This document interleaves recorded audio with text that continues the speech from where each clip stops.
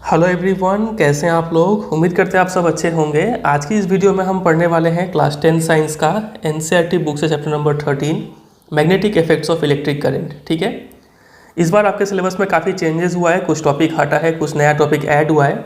तो पहले चैप्टर का ओवरव्यू ले लेते हैं कि क्या क्या हम स्टडी करेंगे इस चैप्टर में, फिर डिटेल में पढ़ेंगे। ठीक है, सबसे पहले तो ये इंट्रोडक्शन है, उसके बाद यहाँ से पहला मेन टॉपिक स्टार्ट होता है। इसमें हम समझेंगे मैग्नेटिक फील्ड क्या होता है, फील्ड लाइंस क्या होता है, इसका डायग्राम कैसे बनता है, क्या क्या फीचर्स होता है, वो सब हम देखेंगे इसमें। ठीक है, फिर इसके बाद आ जाता है दूसरा टॉपिक कि कोई एक अगर करंट कैरिंग कंडक्टर है तो उसमें मैग्नेटिक फील्ड कैसा बनता है, उसका डायरेक्शन कैसे निकालते हैं, वो सब चीज़ देखेंगे इसमें। ठीक है, इसी में राइट हैंड थंब रूल वो सब देख लेंगे, सोलिनॉइड जो कि है वो भी देख लेंगे। इसके बाद आ जाता है तीसरा मेन टॉपिक जो कि है कि अगर कोई करंट कैरिंग कंडक्टर को मैग्नेटिक फील्ड में रखते हैं तो उसमें कितना फोर्स लगता है, कैसा फोर्स, किस डायरेक्शन में फोर्स लगता है, वो सब चीज़ हम यहाँ पे देखेंगे। और फिर इसी में है फ्लेमिंग्स लेफ्ट हैंड रूल, वो स्टडी कर लेंगे। ठीक है, बस इतना करते ही अब यहाँ से थोड़ा सिलेबस चेंज आपको नोटिस करने को मिलेगा। यहाँ पे जो टॉपिक है इलेक्ट्रिक मोटर, ये लास्ट ईयर तक सिलेबस में था लेकिन इस बार नहीं है। ठीक है, तो ये आपको स्टडी नहीं करना है, ये हम सीबीएसई के लिए बता रहे हैं। अगर आप कोई स्टेट बोर्ड में है या फिर कोई कॉम्पिटिटिव एग्जाम्स का तैयारी कर रहे हैं और अगर आपको ये स्टडी करना है तो आप इसके लिए मेरा पुराना वाला वीडियो देख लीजिएगा। ठीक है, हम उसका लिंक दे देंगे डिस्क्रिप्शन में, आप उस वीडियो पे जाके ये टॉपिक स्टडी कर सकते हैं। ठीक है, तो ये फिलहाल इस साल सीबीएसई वालों को स्टडी नहीं करना है। इसके बाद दूसरा टॉपिक जो है इलेक्ट्रोमैग्नेटिक इंडक्शन, जो कि काफ़ी इंपॉर्टेंट हुआ करता था लास्ट ईयर तक, इस बार आपके सिलेबस में डिलीटेड है। ये आपको स्टडी नहीं करना है, यहाँ से ये सब स्टडी नहीं करना है, ये सब डिलीटेड है। फ्लेमिंग्स राइट हैंड रूल भी जो था यहाँ पे, ये भी डिलीटेड है। इसके बाद आ जाइए इस टॉपिक पे इलेक्ट्रिक जनरेटर। अब यहाँ पे थोड़ा आपको नोटिस करना पड़ेगा, जो जनरेटर पार्ट है ना यहाँ पे इलेक्ट्रिक जनरेटर, वो पार्ट डिलीटेड है, ये सब आपको स्टडी नहीं करना है। लेकिन इसी में जो दो चीज़ डिस्कस किया हुआ है, ऑल्टरनेटिंग करंट और डायरेक्ट करंट, ये चीज़ आपको यहाँ पे स्टडी करना है। दोनों का मीनिंग क्या होता है, फिर दोनों को ऑब्टेन कहाँ से करते हैं, यानी दोनों का सोर्स क्या है, दोनों में डिफरेंस बिटवीन, ठीक है, और जो भी है फ्रीक्वेंसी और एडवांटेज, वो सब चीज़ यहाँ पे स्टडी करना है इन दोनों का। ठीक है, इसके बाद जो है last topic domestic electric circuits, ये लास्ट ईयर डिलीटेड था लेकिन इस साल आपको ये स्टडी करना है, ये आखिरी टॉपिक है। बस इतना स्टडी करेंगे तो हमारा चैप्टर ये एंड हो जाएगा। समझे कि नहीं? चलिए, तो वीडियो पूरा एंड तक देखिएगा आराम से, और जैसे हम अंडरलाइन कर रखे हैं वैसे आप भी अंडरलाइन करेंगे, वही आपका नोट्स होगा। और जो भी हम इंपॉर्टेंट क्वेश्चन से वो आप नोट करते चले। ठीक है, चलिए डिटेल में स्टडी करते हैं इस चैप्टर को।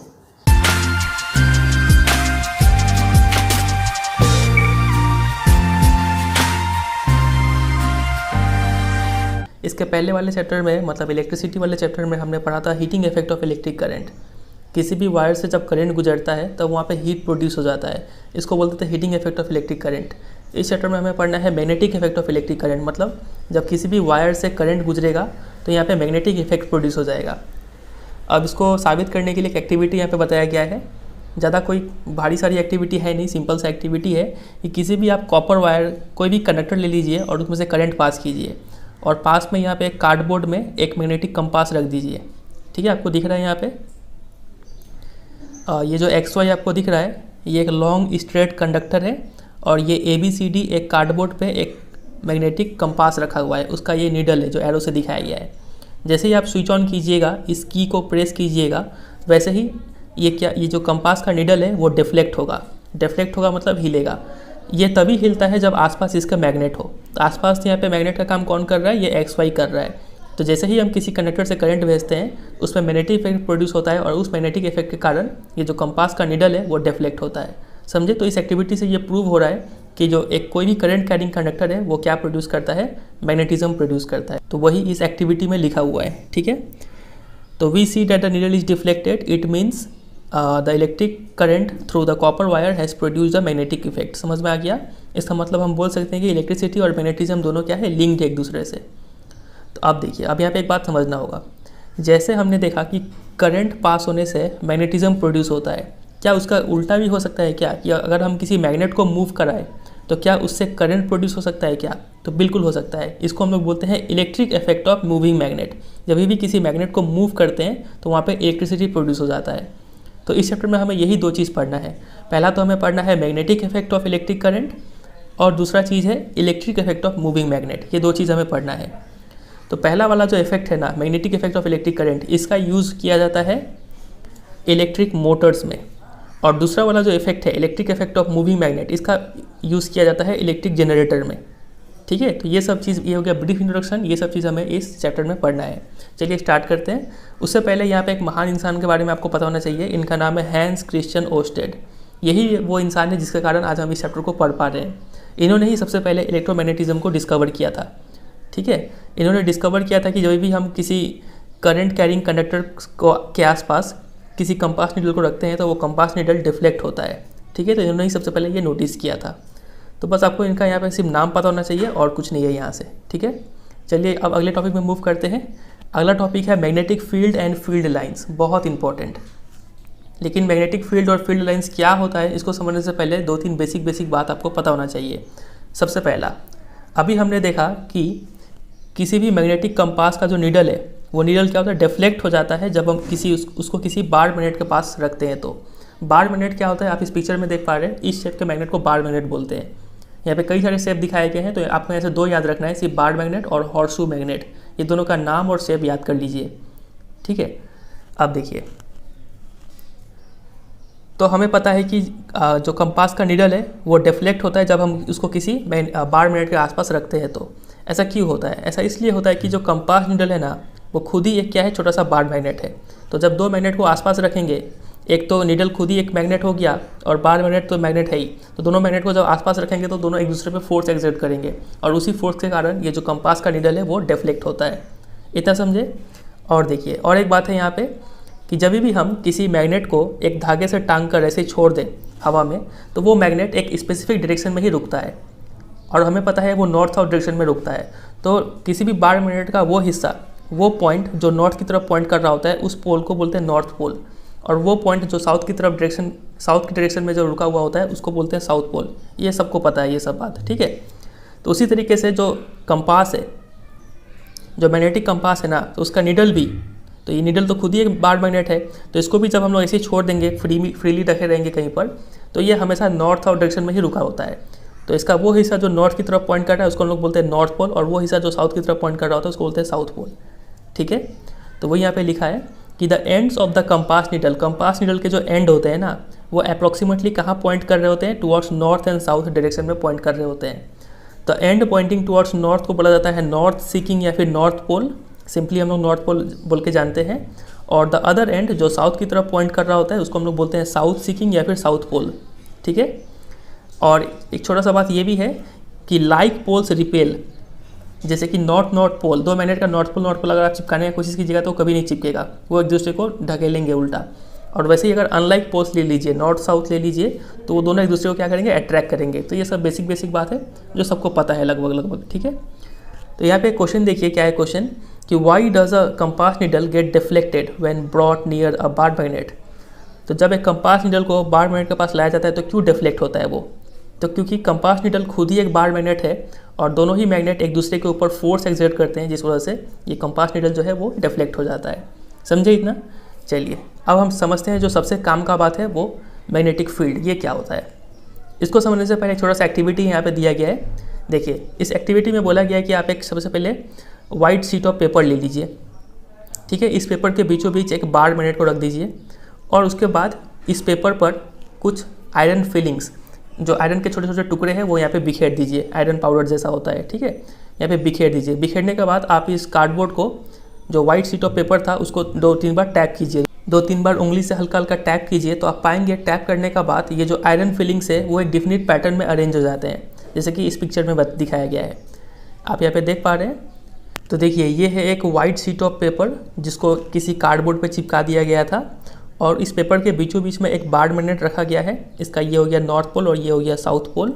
और इसी पेपर पे थोड़े छोटे छोटे आयरन फिलिंग्स, उसको यहाँ पे बिखेर दिया गया।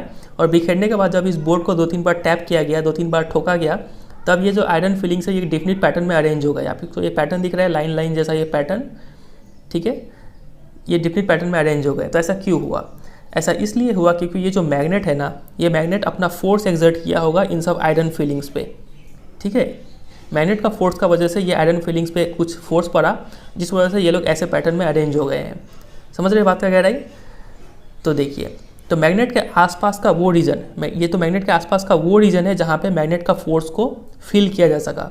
तो मैग्नेट के आसपास का वो रीजन जहाँ पे उसके फोर्स को डिटेक्ट किया जा सके, उस आसपास के रीजन को हम लोग बोलते हैं मैग्नेटिक फील्ड। समझ में आया? काफ़ी इजी कॉन्सेप्ट है ये जो मैग्नेटिक फील्ड लिखा हुआ था उसका मतलब हमने समझा कि मैग्नेट के आसपास का वो रीजन जहाँ पे इसके फोर्स को डिटेक्ट किया जा सके। तो वही यहाँ पे लिखा हुआ है, the magnet exert it influence in the region surrounding it. अपने आसपास के रीजन पे अपना वो इन्फ्लुएंस एक्सर्ट करता है। इसी वजह से आयरन फीलिंग्स पे एक फोर्स पड़ता है और इसी फोर्स के कारण वो आयरन फीलिंग्स अरेंज हो जाते हैं एक पैटर्न में। तो इसका डेफिनेशन अब यहाँ पे ये आ गया कि the region surrounding a magnet in which the force of the magnet can be detected is said to have a magnetic field. समझ में आ गया? मैग्नेट के आसपास का वो रीजन जहाँ पे मैग्नेट का फोर्स फील किया जा सके या फिर डिटेक्ट किया जा सके, उस रीजन को बोलते हैं मैग्नेटिक फील्ड। और ये जो आप लाइन देख रहे हैं ना यहाँ पे, जिस पैटर्न में अरेंज हुआ है, ये सब स्पेसिफिक लाइंस जो बना हुआ है आयरन फीलिंग से, यही लाइंस को हम लोग बोलते हैं फील्ड लाइंस या फिर मैग्नेटिक फील्ड लाइंस। समझे? तो ये यहाँ पे लिखा हुआ है, the lines along which the iron feelings align themselves represent magnetic field lines. तो ये सब है मैग्नेटिक फील्ड लाइंस। अब आप सोच रहे होंगे कि ये क्या फील्ड लाइंस बनाने का यही तरीका है क्या? तो नहीं, ऐसा नहीं है। ये फील्ड लाइंस हम लोग किसी और तरीके से भी बना सकते हैं। अब वो तरीका अब हमें देखना है, इस एक्टिविटी में बताया गया है। तो देखिए, इस एक्टिविटी में बताया गया है कि हम कैसे मैग्नेटिक फील्ड लाइंस बना सकते हैं बिना आयरन फीलिंग्स के हेल्प से। ठीक है, तो इस एक्टिविटी में कुछ ऐसा चीज़ बोला गया है। सबसे पहले बोला गया है कि आप एक बार मैग्नेट को ले लीजिए, आप एक बार मैग्नेट को लीजिए और उसका एक वाइट शीट ऑफ पेपर पे आउटलाइन बना लीजिए। ठीक है, मान लीजिए ये एक बार मैग्नेट है और इसका आउटलाइन हमने ऐसे बना लिया। ये इसका नॉर्थ पोल है, मान लीजिए ये इसका साउथ पोल है। फिर एक बोला गया है कि इसमें एक मैग्नेटिक कंपास ले लीजिए, इसका ये है नीडल, ठीक है, नॉर्थ साउथ वाला। तो ये मैग्नेटिक कंपास को इसके नॉर्थ पोल के पास लाइए। तो जब आप इसको यहाँ पे रखेंगे तो आपको पता है ये चूँकि नॉर्थ है तो इसका जो, ये भी खुद भी तो एक बार मैग्नेट है, तो इसका जो साउथ पोल है वो इसके तरफ अट्रैक्ट होगा। तो ये ऑटोमेटिक इस तरीके से अरेंज होगा कि साउथ पोल, मान लीजिए इसका नीडल है तो साउथ इस तरफ होगा, नॉर्थ इस तरफ होगा। ठीक है, ऐसे करके बोला गया रखने के लिए। और फिर बोला गया है कि कंपास का जहाँ पे नॉर्थ पोल है वहाँ पे एक डॉट दे दीजिए और जहाँ पे साउथ पोल है वहाँ पे एक डॉट दे दीजिए। फिर ये कंपास को उठा के ऐसे रखिए कि ये जो साउथ पोल है अब यहाँ पे आ जाए और नॉर्थ पोल आगे चला जाए। समझ रहे? कंपास को उठा के फिर यहाँ पे रख देंगे तो यहाँ पे एक डॉट और मिल जाएगा और एक डॉट तो यही रहेगा। समझ रहे? फिर ऐसे करके आप पैटर्न बनाते जाएंगे तो ऑटोमेटिक ये लाइन जो है ये घूर के यहाँ से आके यहाँ पे साउथ पोल में एंटर कर जाएगा। समझ रहे? ये आप यहाँ पे देखिए डायग्राम में, इसमें ये है एक बार मैग्नेट, ये है नॉर्थ पोल साउथ पोल। तो कंपास को यहाँ रखा गया तो देखिए साउथ पोल नॉर्थ के पास आ गया अपने आप और नॉर्थ पोल इधर है इसका। फिर इसी कंपास को उठा के जब यहाँ पे रखेंगे तो फिर से नॉर्थ है तो साउथ यहाँ पे आ जाएगा, ये साउथ हो गया और ये नॉर्थ हो गया। ठीक है, ऐसे करते करते मूव करते करते आप एक लाइन बना लेंगे। फिर ऐसे आप देखिए यहाँ पे साउथ है तो ऑटोमेटिक फिर यहाँ पे नॉर्थ आ जाएगा और यहाँ पे साउथ रह जाएगा। और अगर हम ये सब डॉट्स को जोड़ देंगे बाय अ स्मूथ कर्व, ठीक है, तो ये जो लाइन मिलेगा इसी लाइन को हम लोग क्या बोलेंगे? मैग्नेटिक फील्ड लाइन बोलेंगे। तो ये एक मैग्नेटिक फील्ड लाइन हो गया। ऐसे करके आप बहुत सारा यहाँ पे मैग्नेटिक फील्ड लाइन बना सकते हैं। कुछ इधर से बनेगा, कुछ इधर से बनेगा, बहुत सारा बन सकता है यहाँ पे। इतना समझे?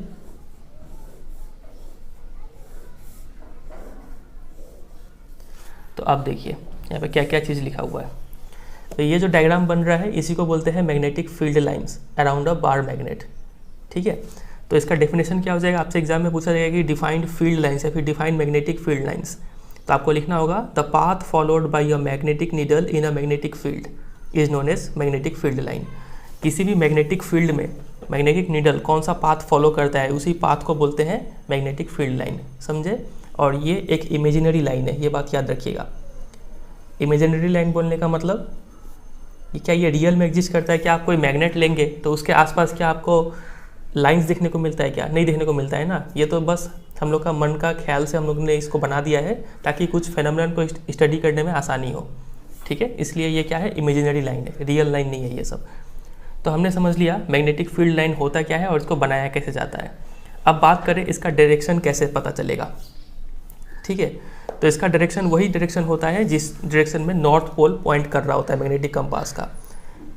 तो फॉर एग्जांपल अगर हम यहाँ पे मान लीजिए किसी मैग्नेटिक कंपास को रख देंगे तो इसका नॉर्थ पोल जो है वो इस दिशा में पॉइंट कर रहा होगा और साउथ नॉर्थ के पास मूव कर रहा होगा, पॉइंट कर रहा होगा। ठीक है, तो नॉर्थ चूँकि उस डायरेक्शन में पॉइंट कर रहा है तो ये जो मैग्नेटिक फील्ड लाइन का डायरेक्शन होगा वो ऐसे होगा, समझ रहे हैं। एक एरो से दिखा देते हैं हम लोग।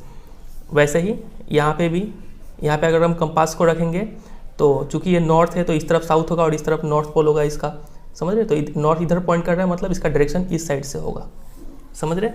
तो इसीलिए हम लोग कन्वेंशनली क्या ले लेते हैं, हम लोग हमेशा ये मान लेते हैं कि कोई एक बार्ड मैग्नेट है और ये साउथ पोल है, ये नॉर्थ पोल है, तो ऑलवेज जो मैग्नेटिक लाइन है वो नॉर्थ पोल से निकल रहा होता है, ठीक है। आप यहाँ पे देख पा रहे हैं। तो मैग्नेटिक फील्ड लाइन सब बनाएंगे तो ऐसे करके तो बनाएंगे ही, ऐसे बहुत सारा लाइन्स बनाएंगे और उसमें डायरेक्शन देंगे, हमेशा वो नॉर्थ से निकल रहा होगा ऐसे ऐसे करके, ठीक है। आप जो बुक में भी डायग्राम देख रहे हैं यहाँ पे, ये बार्ड मैग्नेट है, यहाँ नॉर्थ है, यहाँ साउथ है, बहुत सारा लाइन्स बना दिया गया और देखिए एरो इस तरीके से दिया गया है, नॉर्थ से निकल रहा है, साउथ में एंटर कर रहा है। तो ये दो बात हमने समझा। अब देखिए कुछ प्रॉपर्टीज़ का बात करेंगे, properties of magnetic field lines. सबसे पहला प्रॉपर्टी, मैग्नेटिक फील्ड जो है ये ऐसा क्वांटिटी है जिसमें डायरेक्शन और मैग्नीट्यूड दोनों चीज़ होता है। डायरेक्शन इसमें होता है, ये तो हमने समझ ही लिया कि इसका नॉर्थ से साउथ की तरफ डायरेक्शन होता है आउटसाइड द मैग्नेट, और मैग्नीट्यूड इसका वैल्यू भी होता है, इसको हम लोग न्यूमेरिकली मेजर कर सकते हैं, ठीक है, टेस्ला में। फॉर एग्जांपल कोई बोल सकता है कि यहाँ पे मैग्नेटिक फील्ड का जो स्ट्रेंथ है वो मान लीजिए 10 टेस्ला, ऐसा कुछ बोल सकते हैं हम लोग, ठीक है। तो न्यूमेरिकली मेजर कर सकते हैं, वैल्यू होता है इसका और डायरेक्शन भी होता है। ये पहला इसका फीचर हो गया। दूसरा फीचर है इसके डायरेक्शन के बारे में। तो देखिए डायरेक्शन कैसा इसका लिया जाता है, the direction of magnetic field is taken to be the direction in which the north pole of the compass needle moves inside it. तो अगर मैग्नेटिक फील्ड में जिस डायरेक्शन में नॉर्थ पोल मूव कर रहा है ना, उसी डायरेक्शन में मैग्नेटिक फील्ड का डायरेक्शन होता है, जो हम अभी आपको यहाँ पे समझाए। इसीलिए हम लोग कन्वेंशनली क्या ले लेते हैं, मैग्नेटिक फील्ड का डायरेक्शन नॉर्थ पोल से साउथ पोल की तरफ ले लेते हैं, ठीक है। तो वही यहाँ पे लिखा है कि therefore it is taken by convention that the field lines emerge from north pole and merge at the south pole, ठीक है। तो ये होता है आउटसाइड द मैग्नेट। लेकिन अगर इनसाइड बात करें तो इनसाइड में मैग्नेटिक फील्ड लाइन साउथ से नॉर्थ की तरफ मूव कर रहा होता है। ये देखिए पहले तो यहाँ से निकला, नॉर्थ से होकर साउथ में एंटर किया और फिर साउथ से होकर नॉर्थ में जाएगा। तो आउटसाइड द मैग्नेट डायरेक्शन क्या हो जाएगा, नॉर्थ पोल से साउथ पोल, और इनसाइड द मैग्नेट डायरेक्शन हो जाएगा साउथ पोल से नॉर्थ पोल। समझे इतना? तो वही यहाँ पे लिखा हुआ है। तो इस दोनों बात से हम लोग बोल सकते हैं कि मैग्नेटिक फील्ड लाइन जो है वो क्या है, क्लोज्ड कर्व है, क्लोज एंड कंटिन्यूअस कर्व, कहीं पे ब्रेक नहीं आ रहा है। समझे? तो अभी तक हमने दो फीचर समझा इसका, दो क्या तीन फीचर समझा। पहला कि इसमें बोथ डायरेक्शन प्लस मैग्नीट्यूड दोनों चीज़ होता है। दूसरा फीचर हमने समझा कि इसका डायरेक्शन जो होता है outside the magnet north to south होता है और inside the magnet south to north होता है, ठीक है। फिर तीसरा फीचर हम बोल सकते हैं कि इसमें जो फील्ड लाइंस है वो क्लोज्ड एंड कंटिन्यूअस कर्व है, क्लोज्ड एंड कंटिन्यूअस कर्व, ठीक है। अभी सिर्फ समझ से चाहिए क्या नोट्स बनाना है हम अभी आपको बताएंगे, कुछ यहाँ से अंडरलाइन भी नहीं करना है, ठीक है। अभी हम बता देंगे कैसे क्या अंडरलाइन करना है, क्या लिखना है, सिर्फ समझ से चलिए। अभी आप तीन फीचर हमने देखा, एक और फीचर देखिए। अब स्ट्रेंथ के ऊपर बात कर रहे हैं। मैग्नेटिक फील्ड का स्ट्रेंथ कहाँ पे ज़्यादा होगा, तो जहाँ पे मैग्नेटिक फील्ड लाइंस ज़्यादा देखने को मिले वहाँ पे मैग्नेटिक स्ट्रेंथ भी ज़्यादा होता है। फॉर एग्जांपल आप इस रीजन में देखिए बहुत ज़्यादा फील्ड लाइंस आपको देखने को मिल रहा है, फिर इस रीजन में भी बहुत ज़्यादा फील्ड लाइंस देखने को मिल रहा है। तो ये दो ऐसे रीजन है जहाँ पे मैग्नेटिक फील्ड काफ़ी स्ट्रॉन्ग है, और यहाँ पे देखिए थोड़ा कम मैग्नेटिक फील्ड लाइंस है, तो यहाँ पे स्ट्रेंथ थोड़ा कम होगा इनके कंपेरिजन में, ठीक है। तो वही यहाँ पे लिखा है the relative strength is shown by degree of closeness of field lines. जितना क्लोज होंगे फील्ड लाइंस उतना ही ज़्यादा मैग्नेटिक फील्ड स्ट्रांग होगा, ये बात यहाँ पे लिखा हुआ है। ये हो गया चौथा फीचर। और पांचवा feature, no two field lines are found to cross each other. बहुत इंपॉर्टेंट है, कभी भी दो मैग्नेटिक फील्ड लाइंस एक दूसरे को क्रॉस नहीं करते हैं। क्यों क्रॉस नहीं करेंगे, क्योंकि देखिए मान लीजिए ये कोई बार्ड मैग्नेट है और इसके पास आपने कुछ, ये एक मैग्नेटिक फील्ड लाइन्स है और दूसरा आपने ये मैग्नेटिक फील्ड लाइन बना दिया, आपने यहाँ पे इसको क्रॉस करवा दिया। ये गलत है। वैसे क्यों गलत है, क्योंकि मान लीजिए यहाँ पे आप कंपास रखेंगे तो कंपास का नीडल किस डायरेक्शन में पॉइंट करेगा, इस डायरेक्शन में पॉइंट करेगा ना कि इस डायरेक्शन में पॉइंट करेगा। कोई एक जगह ही तो कंपास का नीडल शो करेगा ना।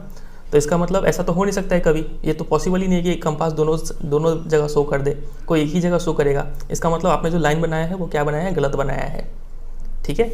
तो यहाँ पे लिखा हुआ है कि no two field lines are found to cross each other, क्योंकि अगर वो करते हैं ऐसा, if they did it would mean that at the point of intersection, जहाँ पे इंटरसेक्ट हो रहा है वहाँ पे क्या होगा, the compass needle would point towards two direction.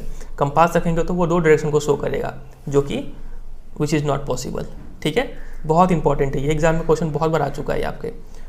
तो ये हो गया कुछ फीचर्स। अगर पूरे फीचर को हम समराइज करना चाहें तो देखिए 5 फीचर यहाँ पे लिखा हुआ है। सबसे पहला, magnetic field is a quantity that has both direction and magnitude, समझ में आ गया। दूसरा feature, a magnetic field line is directed from north pole to south pole outside the magnet, ये भी समझ में आ गया। Number 3, a magnetic field line is a closed and continuous curve, ये भी समझ में आ गया। Number 4, closer the field lines stronger is the magnetic field and vice versa is also true, तो जितने ज़्यादा फील्ड लाइन्स पास पास होंगे उतना ज़्यादा मैग्नेटिक फील्ड स्ट्रांग होगा, और इसका उल्टा भी सही होगा, ठीक है। और पॉइंट नंबर 5 कि know field lines intersect each other because if two lines meet it would mean that at the point of intersection the compass needle would point towards two directions which is not possible। समझ में आ गया ये पांचों feature, तो अच्छे से इसको आपको याद कर लेना है। चलिए अब देखते हैं किस किस टाइप के क्वेश्चन यहाँ पे पूछे जा सकते हैं आपसे एग्जाम में। देखिए सबसे पहला क्वेश्चन तो ये देंगे आपको कि what are magnetic field lines, तो डेफिनेशन आपको पता ही है, the path followed by a magnetic needle in a magnetic field is known as magnetic field lines, ठीक है। और देखिए इसी में आपको और क्वेश्चन पूछेंगे कि justify the following statement. Number A, two magnetic field lines never intersect each other, दो फील्ड लाइंस कभी इंटरसेक्ट नहीं करेंगे, क्यों, तो रीजन समझ में आ गया है, वो लिखना है आपको।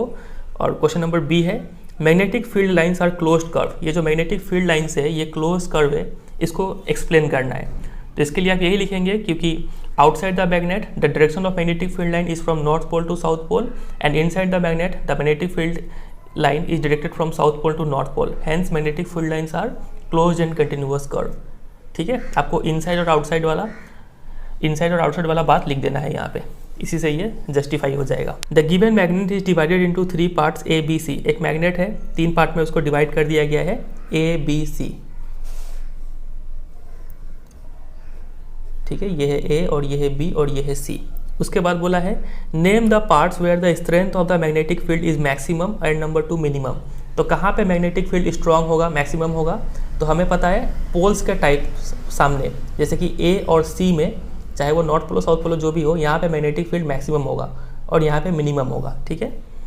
फिर पूछा गया है कि how will the density of magnetic field lines differ at these parts, तो density of magnetic field lines, magnetic field lines का डेंसिटी कहाँ पे ज़्यादा होगा, तो जहाँ पे मैग्नेटिक फील्ड स्ट्रॉन्ग है इसका मतलब वहाँ पे मैग्नेटिक फील्ड लाइंस भी ज़्यादा होगा, तो यहाँ पे डेंसिटी ज़्यादा होगा, सी में और ए में भी ज़्यादा होगा और बी में कम होगा डेंसिटी, ठीक है। तो ये इसका आंसर होगा, ठीक है। और कुछ क्वेश्चंस देखते हैं। अब देखिए आपसे क्वेश्चन कुछ ऐसे पूछ सकते हैं, आपको 2 मैग्नेट बना के दे देंगे यहाँ पे डायग्राम में, एक मैग्नेट है ये और एक मैग्नेट है ये, इसमें ये मान लीजिए साउथ पोल नॉर्थ पोल और ये हो गया आपका साउथ पोल नॉर्थ पोल और ये है पी क्यू, और बोलेंगे आपको कि P और Q के बीच में मैग्नेटिक फील्ड लाइन बना के दिखाओ, तो आपको मैग्नेटिक फील्ड लाइन बनाना है और हमें पता है कि मैग्नेटिक फील्ड लाइन नॉर्थ से साउथ की तरफ मूव करता है, तो ये रहा नॉर्थ ये रहा साउथ, तो यहाँ पे आप मैग्नेटिक फील्ड लाइन्स बना दीजिए और डायरेक्शन ऐसे करके शो कर दीजिए, ठीक है। तो बस इतना सा कर देना है, यही हो जाएगा इसका answer. The magnetic field of 2 magnets are shown in the figure A and B, ठीक है, 2 फिगर में 2 टाइप का मैग्नेटिक फील्ड शो किया गया है। फिर आपको बताना है कि दोनों में से कौन सा करेक्ट पैटर्न है। तो पैटर्न ए में देखिए मैग्नेटिक फील्ड लाइंस क्या कर रहे हैं, इंटरसेक्ट कर रहे हैं, कट रहे 2 मैग्नेटिक फील्ड लाइंस, तो ऐसा तो हो नहीं सकता है, तो जो फिगर ए है वो गलत है, ठीक है। ऑप्शन नंबर बी राइट होगा यहाँ पे। Give reason for your answer, तो रीजन यही होगा कि no 2 field lines are found to cross each other, ठीक है। फिर बोला गया है कि also name the poles of the magnet facing each other, poles भी बताने के लिए बोला गया है। तो इस फिगर में आप देख रहे हैं कि यहाँ पे मैग्नेटिक फील्ड लाइंस कुछ ऐसे निकला हुआ है और यहाँ पे कुछ ऐसे निकला हुआ है और ऐसे करके एरो है यहाँ पे, ठीक है। तो अब यहाँ से निकल रहा है, इसका मतलब तो ये तो श्योर है कि ये नॉर्थ पोल है, ठीक है। और चूंकि दोनों यहाँ से यहाँ मूव भी नहीं कर रहा है, तो यहाँ से भी निकल रहा है, मतलब ये भी क्या हो गया, नॉर्थ पोल हो गया। अगर यहाँ पे साउथ पोल होता तब, अगर मान लीजिए यहाँ पे साउथ पोल होता, ये नॉर्थ होता, तब इसका डायरेक्शन ऐसे हो रहा होता, समझ रहे। लेकिन यहाँ पे चूंकि ऐसे ऐसे बना हुआ है तो समझ में आ रहा है दोनों क्या है, नॉर्थ नॉर्थ पोल है। अगर मान लीजिए यही क्वेश्चन कुछ ऐसे पूछा होता, कुछ ऐसे पूछा होता, सेम डायग्राम है लेकिन अब की बार एरो ऐसे ऐसे दिया हुआ है, एरो यहाँ पे एंटर कर रहा है मान लीजिए, ठीक है। तब एंटर कर रहा है मतलब ये क्या हो जाता, साउथ पोल, और ये भी हो जाता साउथ पोल। समझ पा रहे हैं बात कह रही। तो ये एक टाइप का क्वेश्चन होता है। यहाँ पे ऐसे क्वेश्चन पूछेंगे कि identify the poles of the magnet in the given figure 1 and 2। एक फिगर ऐसा बना हुआ है और बोला गया है कि इसमें आप पोल्स बताओ, और कुछ ऐसा मैग्नेटिक फील्ड लाइंस बना हुआ है, यहाँ से 2 लाइन है, यहाँ से 2 लाइन है। फिर एक फिगर ऐसा है ये तो देखा हुआ फिगर है, यहाँ पे मैग्नेटिक फील्ड लाइंस का डायरेक्शन ऐसा है। तो देखिए हम सारा खेल एरो से देख के बता सकते हैं। एरो जहाँ से निकल रहा होगा, ठीक है, यहाँ से निकल रहा है ये एरो, ठीक है, तो ये ऑटोमेटिक नॉर्थ पोल हो गया, और यहाँ से एंटर कर रहा है वो साउथ पोल होगा। एरो यहाँ से निकल रहा है तो ये हो गया नॉर्थ पोल, यहाँ पे एंटर कर रहा है ये हो गया साउथ पोल, ठीक है। आप ये भी लिख सकते हैं ये हो गया साउथ, ये हो गया नॉर्थ। समझे कि नहीं समझे? तो ऐसा टाइप का कुछ क्वेश्चंस बनता है यहाँ पे। तो ये हमने ख़त्म कर लिया ये पूरा टॉपिक। मैग्नेटिक फील्ड क्या होता है, इसका डेफिनेशन क्या होता है, फिर फील्ड लाइंस क्या होता है, फील्ड लाइंस को बनाते कैसे हैं, डायग्राम बहुत इंपॉर्टेंट है ये वाला, ठीक है, साथ ही साथ इसका डायरेक्शन के साथ, और इसका डेफिनेशन भी, मैग्नेटिक फील्ड लाइंस किसको बोलते हैं वो हमने किया, और साथ ही साथ यहाँ पे 5 features very very very important, इतना चीज़ हमने ये कवर किया।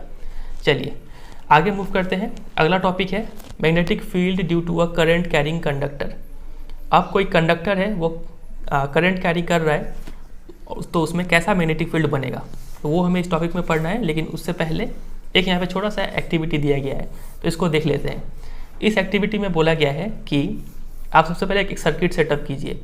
इस तरीके से सर्किट सेटअप कीजिए कि आपको यहाँ पे कंडक्टर रखना है, कॉपर वायर रखना है, और उस कॉपर वायर के ठीक ऊपर एक मैग्नेटिक कंपास रखना है, ठीक है।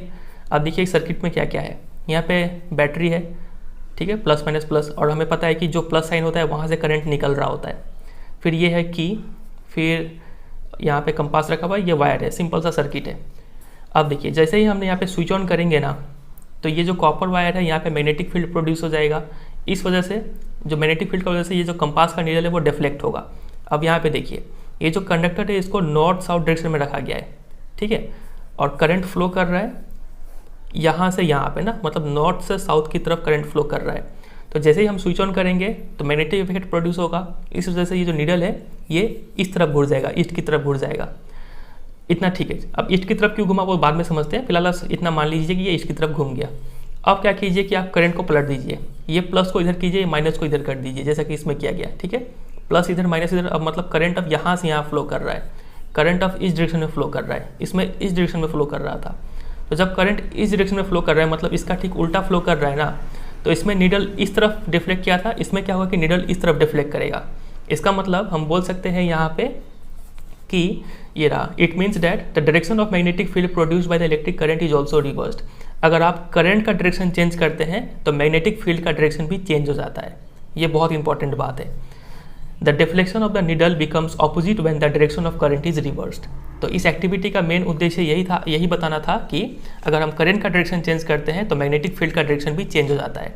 समझे ये बात का गहराई? बस इतना चीज़ आपको यहाँ पे पता रखना है, कुछ अंडरलाइन मत कीजिए, हम आगे आपको बताएंगे कि अंडरलाइन करना है, सिर्फ समझते चलिए। अगला टॉपिक है, आप देखिए, तो जो हमारा मेन टॉपिक था magnetic field due to a current carrying conductor. कोई एक कंडक्टर है जो करंट कैरी कर रहा है, वो किस टाइप का मैग्नेटिक फील्ड प्रोड्यूस करेगा, वो जो मैग्नेटिक फील्ड है उसका पैटर्न क्या होगा, ये हमें समझना है, ठीक है। तो हम इस चैप्टर में 3 टाइप के कंडक्टर के बारे में पढ़ने वाले हैं, 3 टाइप का शेप। पहला होगा स्ट्रेट कंडक्टर, देखेंगे कि स्ट्रेट कंडक्टर कैसा मैग्नेटिक फील्ड प्रोड्यूस करता है, किस पैटर्न का। फिर उसके बाद दूसरा होगा सर्कुलर लूप, एक गोलाकार कंडक्टर से हम लोग करंट भेजेंगे और देखेंगे कि वहाँ पे मैग्नेटिक फील्ड कैसा प्रोड्यूस हो रहा है। और तीसरा और लास्ट है जो कि होगा सॉलिनॉइड, ठीक है, एक कॉइल से करंट भेजेंगे और देखेंगे कि वहाँ पे मैग्नेटिक फील्ड कैसा प्रोड्यूस हो रहा है। तो ये 3 चीज़ हमें अभी देखना है। चलिए स्टार्ट करते एक एक करके। सबसे पहला है magnetic field due to a current through a straight conductor. तो सबसे पहले एक एक्टिविटी यहाँ पे पढ़ते हैं, very very very important activity है ये, डायरेक्ट क्वेश्चन आता है इसके ऊपर। फिलहाल आप सिर्फ समझिए, हम बताएंगे कैसा क्वेश्चन आएगा। लिखा हुआ है टेक अ बैटरी 12 वोल्ट का, एक बैटरी लीजिए, वेरिएबल रेजिस्टेंस रियोस्टेट लीजिए, इससे हम लोग करंट बढ़ा या फिर घटा सकते हैं। एंड एमीमीटर ले लीजिए, एमीमीटर ऐसा डिवाइस होता है जो करंट को मेजर करता है। एक प्लग की ले लीजिए स्विच ऑन स्विच ऑफ करने के लिए, और एक स्ट्रेट थिक कॉपर वायर ले लीजिए, ठीक है, यही हमारा स्ट्रेट कंडक्टर का काम करेगा ये। फिर insert the thick wire through the centre normal to the plane of a rectangular cardboard. अब देखिए एक कार्डबोर्ड ले लीजिए और उस कार्डबोर्ड के बीचों बीच एक होल कर दीजिए और उस होल में उस जो कॉपर वायर है उसको इंसर्ट कर दीजिए, ठीक है। ये रहा, यहाँ पे वैसा कुछ सेटअप किया गया है। उसके बाद connect the copper wire vertically between the points x and y। तो यहाँ पे पॉइंट है x और यहाँ पे पॉइंट है y, इस 2 पॉइंट के बीच में उस कॉपर वायर को कनेक्ट कर दीजिए इस सर्किट में, और फिर उसको सीरीज़ में कनेक्ट कर दीजिए, पूरे को लिखा हुआ है। फिर sprinkle some iron filings uniformly on the cardboard, इस कार्डबोर्ड पे आयरन फिलिंग्स बिखेर दीजिए। और फिर कीप द वेरिएबल रेयोस्टेट, ये कुछ काम का बात नहीं है, आगे बढ़ते हैं। आयरन फिलिंग्स बिखेरने के बाद आप क्या कीजिए, close the key. Close the key मतलब की को स्विच ऑन कर दीजिए।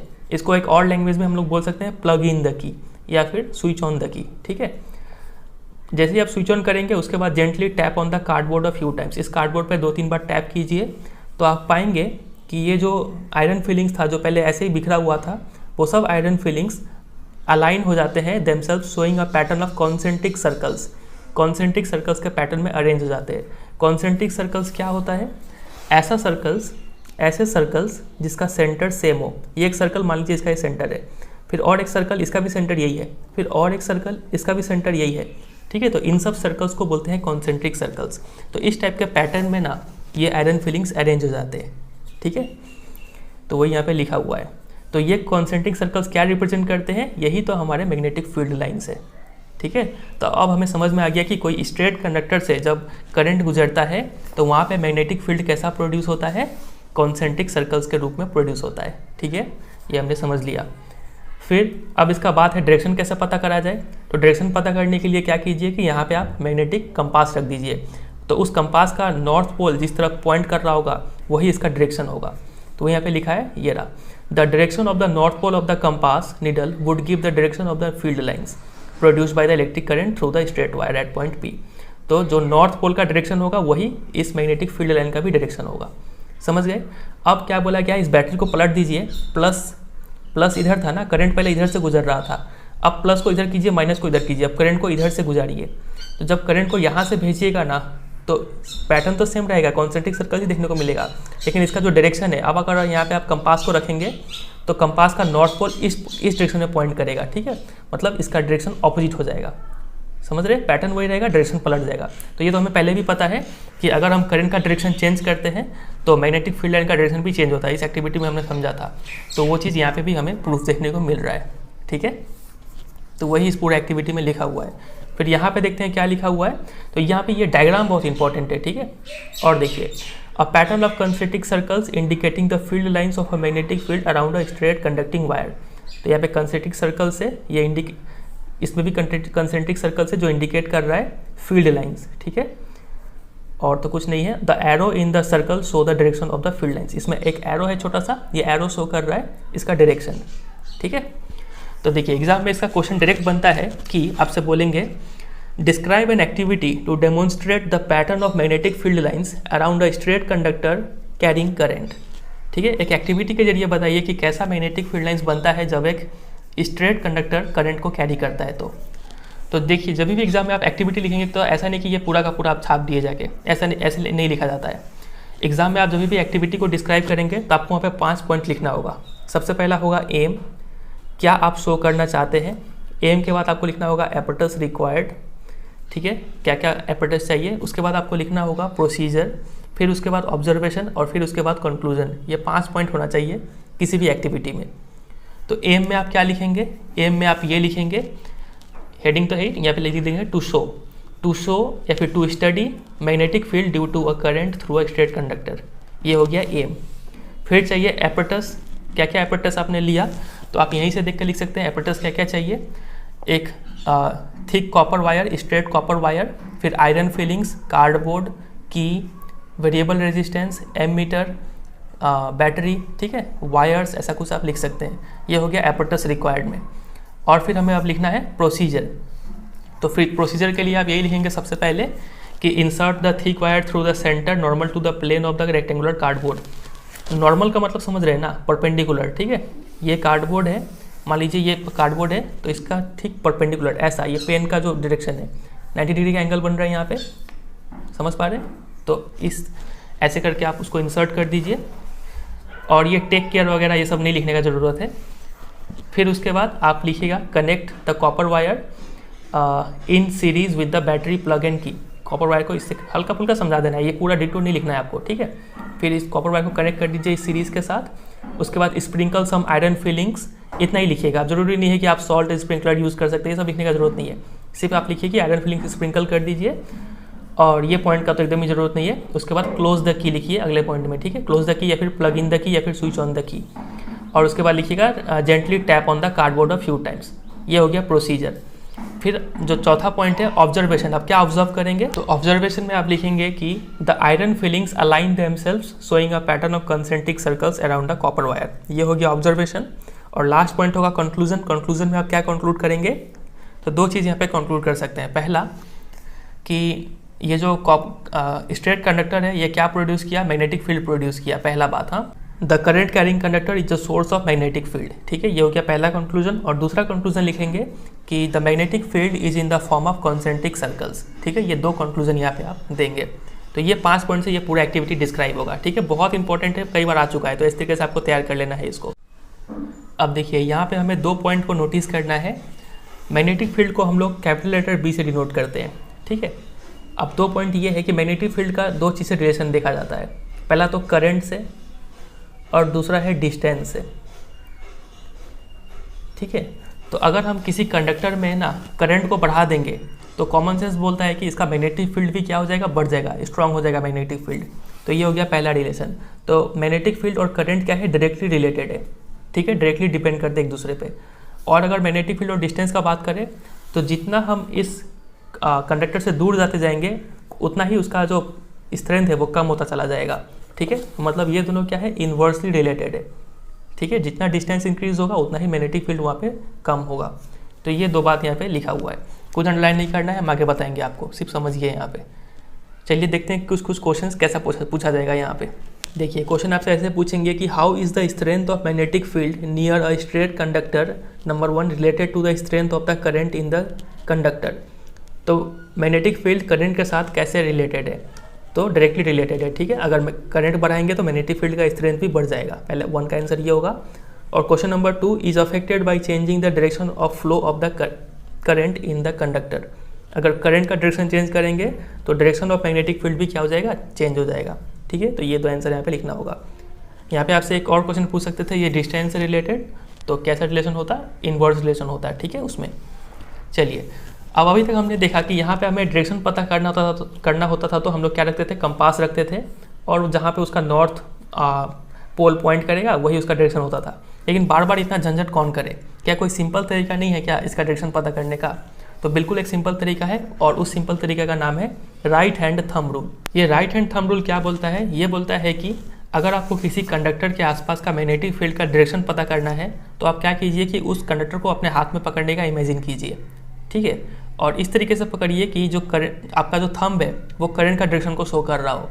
मान लीजिए ये कोई कंडक्टर है और इस डायरेक्शन में करंट फ्लो कर रहा है, तो आपको राइट हैंड से पकड़ना है और इस तरीके से पकड़ना है कि आपका जो थंब है वो करंट का डायरेक्शन को शो करना चाहिए। ठीक है, तो आपका जो चारों उंगली है ना, ये चारों उंगली क्या शो करेगा, मैग्नेटिक फील्ड का डायरेक्शन शो करेगा। समझ रहे हैं? आप यहाँ पे भी देख पा रहे हैं, ये यहाँ पे थंब है, ये चारों उंगली इस तरफ से कर्ल किया है, मतलब जो मैग्नेटिक फील्ड का डायरेक्शन है वो इस तरफ का सर्कल में घूमेगा। समझ रहे बात का गहराई? आप यही चीज़ को यहाँ पे भी अप्लाई कर सकते हैं। यहाँ पे ये डाउनवर्ड है, ठीक है, अगर आप इसको राइट हैंड का थंबनेल से पकड़ेंगे तो कुछ ऐसा आपको देखने को मिलेगा। ठीक है, कुछ ऐसा आपको देखने को मिलेगा, और मैग्नेटिक फील्ड का डायरेक्शन कुछ इधर से होगा। समझ रहे? इधर से होगा मतलब कुछ इस तरफ से मूव करेगा, ये इस तरफ से मूव करेगा, मतलब यही डायरेक्शन हमें मिल रहा है। फिर से समझे इतना? तो वही यहाँ पे लिखा हुआ है। तो इसको स्टेटमेंट में कैसे लिखेंगे, ये देखिए, imagine that you are holding a current carrying straight conductor in your right hand such that the thumb points towards the direction of current. Imagine कीजिए कि आप किसी कंडक्टर को अपने राइट हैंड में पकड़े हुए हैं और इस तरीके से कि थंब जो है वो पॉइंट कर रहा है करंट के डायरेक्शन में। तो then your finger will wrap around the conductor in the direction of the field lines of the magnetic field as shown in figure. ये इसी को बोलते हैं राइट हैंड थंब रूल। तो आपका जो फिंगर है वो जिस डायरेक्शन में उस कंडक्टर को रैप कर रहा है, पकड़ रहा है, उसी डायरेक्शन, वही डायरेक्शन होगा मैग्नेटिक फील्ड का। तो एग्जाम में आएगा तो आपको ऐसे ये तू तरक वाला भाषा यूज़ नहीं करना है, आप थोड़ा अच्छे तरीके से लिख सकते हैं। देखिए इस तरीके से कि if we hold the current carrying conductor in right hand such that the thumb points in the direction of current, then the fingers encircle the wire in the direction of the magnetic field lines। ये हो जाएगा right hand thumb rule का definition. ठीक है, तो ये लिखना है आपको। समझ में आ गया? चलिए एक क्वेश्चन को सॉल्व करते हैं। यहाँ पे लिखा हुआ है a current through a horizontal power line flows in east to west direction. तो एक हॉरिजॉन्टल पावर लाइन है, सबसे पहले डायरेक्शन देख लेते हैं। यहाँ पे ये होता है नॉर्थ, ये होता है साउथ, ये होता है ईस्ट, ये होता है वेस्ट। तो करंट जो है वो ईस्ट से वेस्ट की तरफ फ्लो कर रहा है। चलिए बहुत अच्छा बात है, आगे देखते हैं क्या लिखा हुआ है। What is the direction of magnetic field at a point directly below it and at a point directly above it.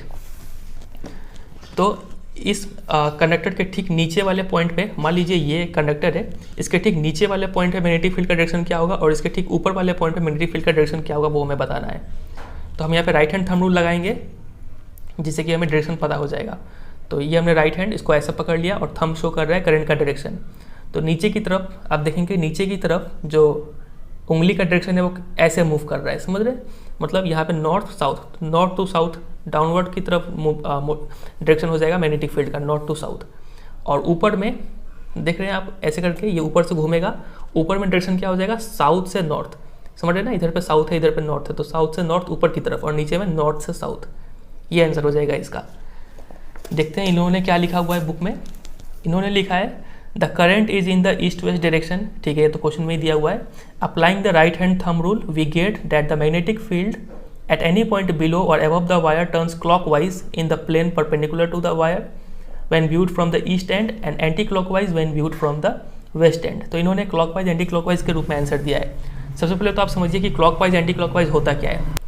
तो देखिए ये कोई ये घड़ी है मान लीजिए, तो घड़ी की ये 12 है, ये 6 है, ये 3 है, ये 9 है, तो घड़ी ऐसे मूव करता है ना, तो इस तरीके का मूवमेंट को बोलते हैं क्लॉकवाइज मूवमेंट। और इसका अपोजिट अगर कोई मूव कर रहा है तो इसको बोलेंगे एंटी क्लॉकवाइज मूवमेंट, ठीक है। तो ये मान लीजिए ये कंडक्टर था, ठीक है, ईस्ट से वेस्ट करंट फ्लो कर रहा था। अगर आप इसको यहाँ से देखेंगे ना तो मैग्नेटिक फील्ड का डायरेक्शन कैसा था, ऐसा था ना। तो यहाँ से देखेंगे तो आपको कैसा लगेगा, ये क्लॉकवाइज फ्लो कर रहा है, ठीक है, ईस्ट एंड से देखेंगे तो। और वेस्ट एंड से देखेंगे तो आपको लगेगा कि ये एंटी क्लॉकवाइज फ्लो कर रहा है। तो वही यहाँ पे लिखा हुआ है कि अगर आप ईस्ट एंड से देखेंगे तो क्लॉकवाइज दिखेगा और एंटी क्लॉकवाइज दिखेगा जब आप वेस्ट एंड से देखेंगे तो, ठीक है। तो आप ये भी आंसर दे सकते हैं और चाहे तो आप ये भी आंसर दे सकते हैं कि बिलो में कौन सा डायरेक्शन होगा, नॉर्थ से साउथ, और अबव में क्या होगा, साउथ से नॉर्थ, ठीक है। चलिए कुछ क्वेश्चंस यहाँ पे देखते हैं। सबसे पहला क्वेश्चन है draw magnetic field lines around a bar magnet. अब ड्रॉ कर लेंगे, आपको ये वाला फिगर अच्छे से ड्रॉ करना है, ठीक है, ये वाला फिगर ध्यान रखिएगा। अगर आप इधर पे नॉर्थ और इधर पे साउथ देते हैं तो डायरेक्शन भी चेंज हो जाएगा, हाँ, ये एरो उस तरफ से हो जाएगा। और ध्यान रखिएगा कि कभी भी दो फील्ड लाइन्स को कहीं भी टच या फिर क्रॉस मत करवाइएगा, थोड़ा साफ डायग्राम बनाइएगा। चलिए दूसरा question, list the properties of magnetic lines of force. तो 5 प्रॉपर्टी हमने देखा, आप यहाँ पे लिख सकते हैं। Why don't 2 magnetic lines of force intersect each other. तो कभी भी दो मैग्नेटिक लाइन्स है वो कभी भी इंटरसेक्ट क्यों नहीं करते हैं। तो इसका रीज़न तो सिंपल है कि अगर वो इंटरसेक्ट करेंगे तो इसका मतलब होगा कि कंपास नीडल दो डायरेक्शन में पॉइंट कर रहा है, जो कि पॉसिबल नहीं है। ये लिखना होगा आपको, ठीक है। चलिए अब आते हैं दूसरे टाइप के कंडक्टर पे, जो कि है इन the form of circular loop. तो ये कोई सर्कुलर लूप का कोई कंडक्टर है, देखते हैं यहाँ पे मैग्नेटिक फील्ड कैसा प्रोड्यूस होता है। तो देखिए मान लीजिए ये कोई है सर्कुलर लूप, ठीक है, और इस सर्कुलर लूप में हमने करंट गुजार दिया। करंट जब इसे पास किया गया तो देखिए अगर आप इस छोटे से पॉइंट को इमेजिन कीजिए तो ये कहीं ना कहीं एक स्ट्रेट कंडक्टर की तरह काम कर रहा है। ये भी हल्का सा यहाँ पे स्ट्रेट कंडक्टर से भी इतना ही अगर देखें तो स्ट्रेट दिखेगा आपको, ये भी हल्का सा स्ट्रेट दिखेगा, छोटा सा छोटा पार्ट। तो हर एक पॉइंट में आपको क्या देखने को मिलेगा, magnetic field lines concentric circles ही देखने को मिलेगा, ठीक है, पहले वाले केस की तरह। कंसेंट्रिक सर्कल्स, बहुत सारे कंसेंट्रिक सर्कल्स यहाँ पे आपको देखने को मिलेंगे, हर एक पॉइंट पे बहुत सारा कंसेंट्रिक सर्कल्स बनेगा। तो उसी टाइप का डायग्राम कुछ यहाँ पे बना हुआ है, ठीक है। अब देखेंगे कि अब देखिए इधर पे कंसेंट्रिक सर्कल्स और कंसेंट्रिक सर्कल्स और कंसेंट्रिक सर्कल्स और बहुत सारा बनते बनते बीच में बहुत सारे सर्कल्स यहाँ पे पास करेंगे, बहुत सारे लाइंस पास करेंगे। तो जैसे जैसे डिस्टेंस बढ़ता जाएगा ना तो कंसेंट्रिक सर्कल्स का साइज भी बढ़ता चला जाएगा और लगभग जब बीच में पहुँचेंगे तो लगभग ये स्ट्रेट लाइन की तरह अपीयर होना स्टार्ट हो जाएंगे, ठीक है। तो इसी शेप का यहाँ पे मैग्नेटिक फील्ड बनता है। तो वो यहाँ पे लिखा हुआ है, ये देखिए, We know that magnetic field produced by a current carrying straight wire depends inversely on the distance from it। तो हमें पता है कि जो मैग्नेटिक फील्ड है वो इन्वर्सली डिपेंड करता है डिस्टेंस पे, ये वाला पॉइंट लिखा हुआ है, ठीक है। मैग्नेटिक फील्ड इन्वर्सली डिपेंड करता है डिस्टेंस पे।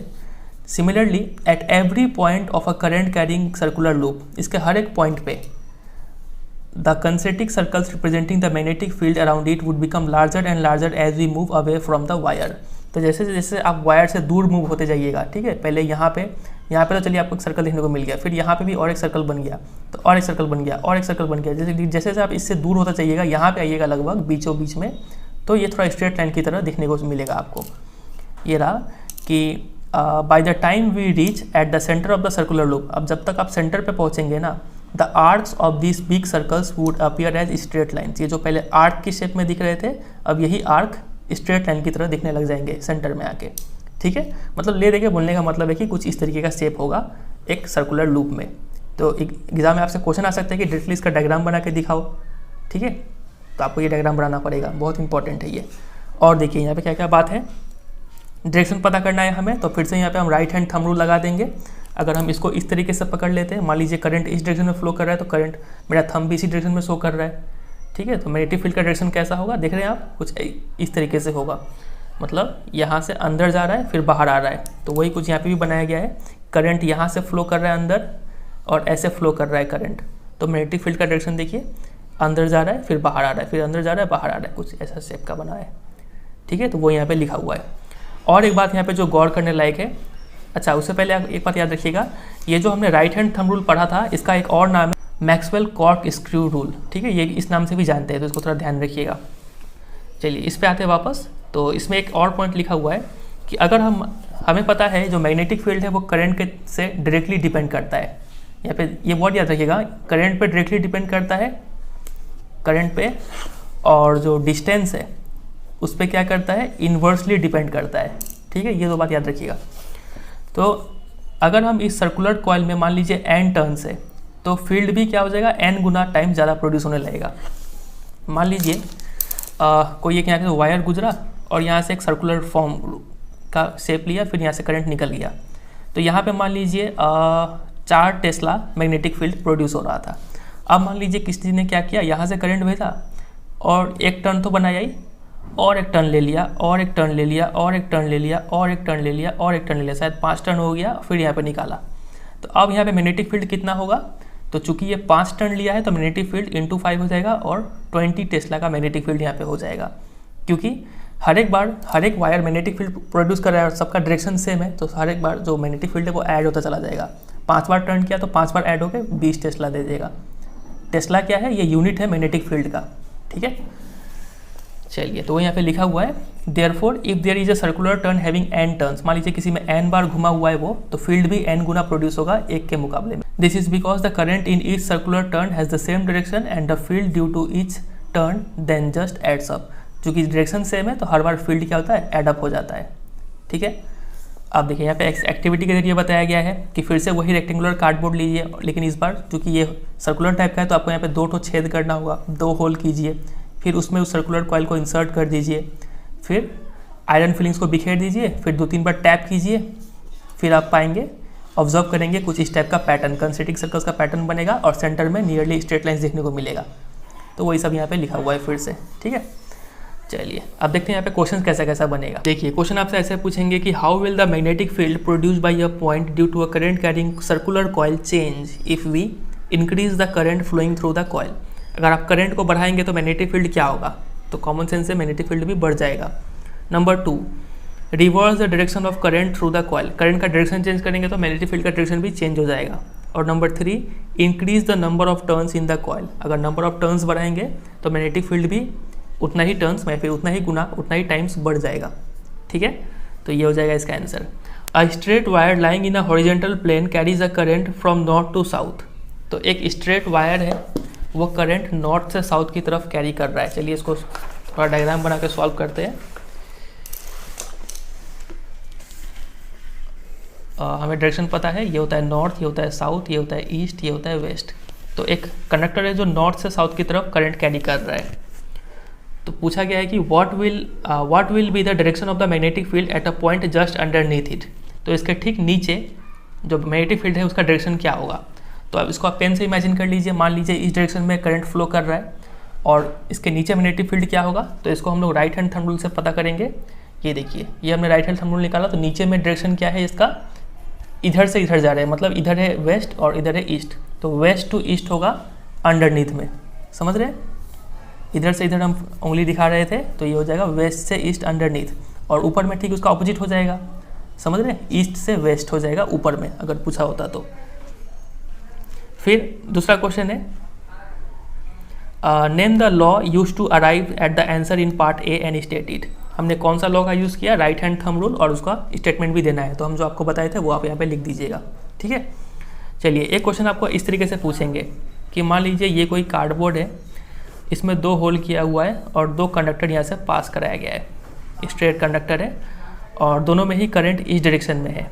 ठीक है, ये कंडक्टर ए है, ये कंडक्टर बी है और बीच में कोई पॉइंट है, मान लीजिए के का दूरी यहाँ से और यहाँ से दोनों से बराबर है और इसमें बराबर करंट फ्लो कर रहा है। तो ये कुछ मैग्नेटिक फील्ड प्रोड्यूस कर रहा होगा, ये भी कुछ मैग्नेटिक फील्ड प्रोड्यूस कर रहा होगा। तो आपको बताना है कि के पे मैग्नेटिक फील्ड क्या होगा।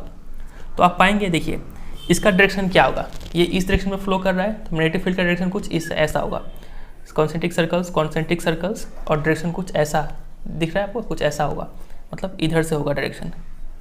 फिर यहाँ पे भी ये सर्कल, यहाँ पे डायरेक्शन कैसा होगा, ऐसा ही है, तो डायरेक्शन कुछ ऐसा, मतलब यहाँ से फ्लो कर रहा है, यहाँ से फ्लो कर रहा है। तो देखिए ये अब जब ऐसा फ्लो कर रहा है तो यहाँ पे ऐसा हो जा रहा है, ये ऐसा फ्लो करता है ऐसा। तो अब इसका डायरेक्शन देखिए नीचे आ रहा है लेकिन इसका ऊपर जा रहा है, तो दोनों कहीं ना कहीं आपस में इंटरैक्ट करेंगे और यहाँ पे दोनों का जो मैग्नेटिक फील्ड है वो कैंसिल हो जाएगा। तो के पे जो मैग्नेटिक फील्ड बचेगा ना, वो क्या बचेगा, 0 मैग्नेटिक फील्ड होगा यहाँ पे। समझ रहे बात का कह रहा है। चलिए तो ये हुआ इसका आंसर। आगे मूव करते हैं। जो लास्ट टाइप का कंडक्टर है हमारा वो है सोलिनॉइड। ये रहा सोलिनॉइड। तो सोलिनॉइड होता क्या है, तो सोलिनॉइड क्या है, देखिए a coil of many circular turns of insulated copper wire wrapped closely in the shape of a cylinder is called a solenoid. एक कॉइल है जिसमें कई सारे टर्न्स किए गए हैं इंसुलेटेड कॉपर वायर का और एक सिलेंडर का शेप बना रहे हैं, तो इस शेप का जो कॉइल है उसको बोलते हैं सोलिनॉइड। आप ये पिक्चर में देख पा रहे हैं, इसको सोलिनॉइड बोलते हैं। हम लोग बनाएंगे कैसे डायग्राम में, कुछ ऐसे बनाएंगे, ठीक है। ये हो जाएगा सोलिनॉइड का डायग्राम, बहुत इंपॉर्टेंट है डायग्राम सब। ये डायग्राम भी आपको प्रैक्टिस करना है, ठीक है। एक्टिविटी लिखने बोलेंगे तो डायग्राम बना के करना होगा आपको। फिर ये भी प्रैक्टिस करना है, फिर यहाँ पे ये डायग्राम प्रैक्टिस करना है, ये नहीं करना है और ये तो नहीं चाहिए, और ये डायग्राम प्रैक्टिस करना है, ठीक है अभी तक। चलिए तो अब देखते हैं कि सोलिनॉइड में मैग्नेटिक फील्ड कैसा बनता है। तो इसका मैग्नेटिक फील्ड ठीक उसी तरीके से बनता है जैसा कि एक बार मैग्नेट में बनता है।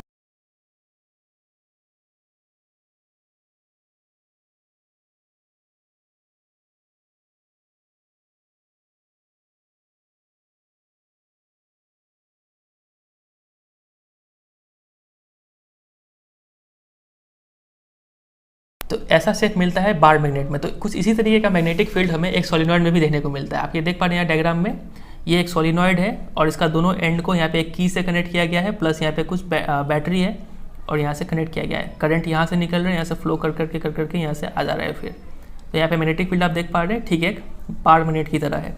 तो आपसे एग्जाम में क्वेश्चन पूछेंगे कि कि किस टाइप का कंडक्टर में magnetic field same to same bar magnet की तरह दिखता है। तो आपको लिखना होगा सोलिनॉइड में the field lines inside the solenoid are in the form of parallel straight line. Solenoid का अंदर अगर आप देखें तो यहाँ पे जो फील्ड लाइन आपको दिख रहा है ना, ये आपको पैरेलल और स्ट्रेट लाइन दिखेंगे अगर आप ध्यान से देखेंगे तो।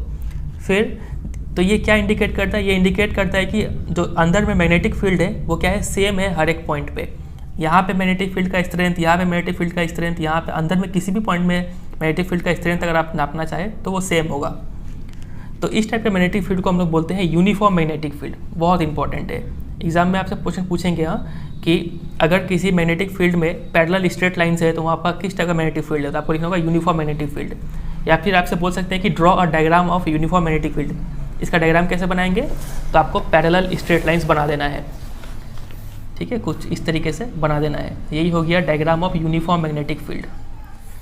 समझे कि नहीं समझे। और रहा इस डायग्राम का बात, तो ये डायग्राम को आप कैसे बनाएंगे, तो सबसे पहले आप एक यहाँ पे सोलिनॉइड बना लेंगे।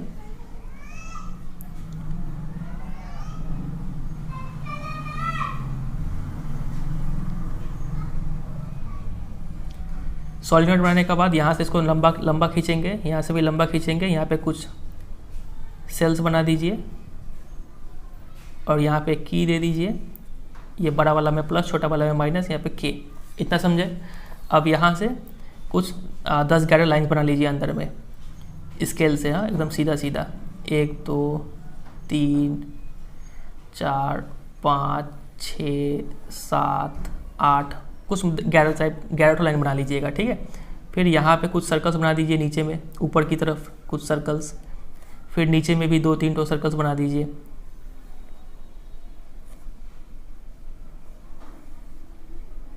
कुछ सर्कल्स यहाँ पे भी एक ठो और फिर जो बचा हुआ लाइन से उस सबको ऐसे करके निकाल दीजिए।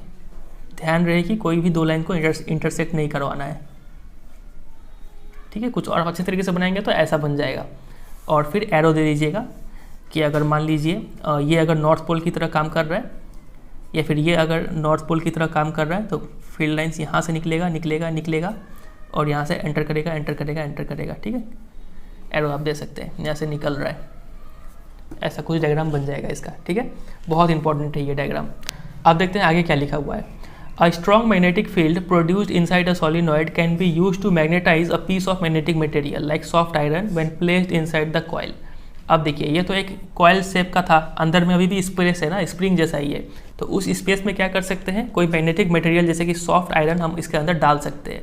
इससे क्या होगा कि ये जो सॉफ्ट आयरन है वो क्या हो जाएगा, मैग्नेटाइज हो जाएगा। और जो मैग्नेट इस टाइप से बन के जो निकलेगा ना, उस मैग्नेट को हम लोग क्या बोलते हैं, इलेक्ट्रोमैग्नेट बोलते हैं।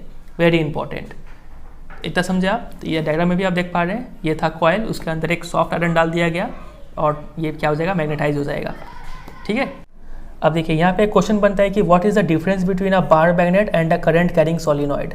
दोनों ही तो सेम टाइप का मैग्नेटिक फील्ड प्रोड्यूस करते हैं, तो दोनों में डिफरेंस क्या है। तो डिफरेंस ये है कि एक जो बार मैग्नेट है ना, इसका जो मैग्नेटिक फील्ड है वो फिक्स होगा, इसको बढ़ा घटा नहीं सकते हैं। लेकिन एक करंट कैरिंग सोलिनॉइड का जो मैग्नेटिक फील्ड है, इसको हम चाहे तो बढ़ा सकते हैं करंट इंक्रीज करके, या फिर नंबर ऑफ टर्न्स इंक्रीज करके, या फिर घटा भी सकते हैं।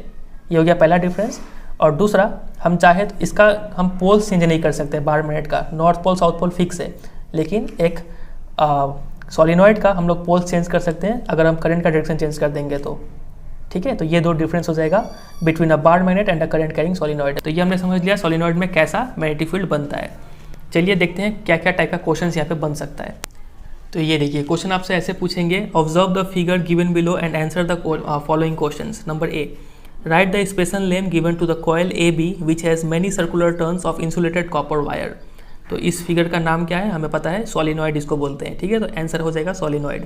Question number B, state the nature of magnetic field inside A B when a current is pass through it. जब इससे करंट पास करेंगे तो इसके अंदर में कैसा मैग्नेटिक फील्ड प्रोड्यूस होगा, तो आपको लिखना होगा यूनिफॉर्म मैग्नेटिक फील्ड, ठीक है।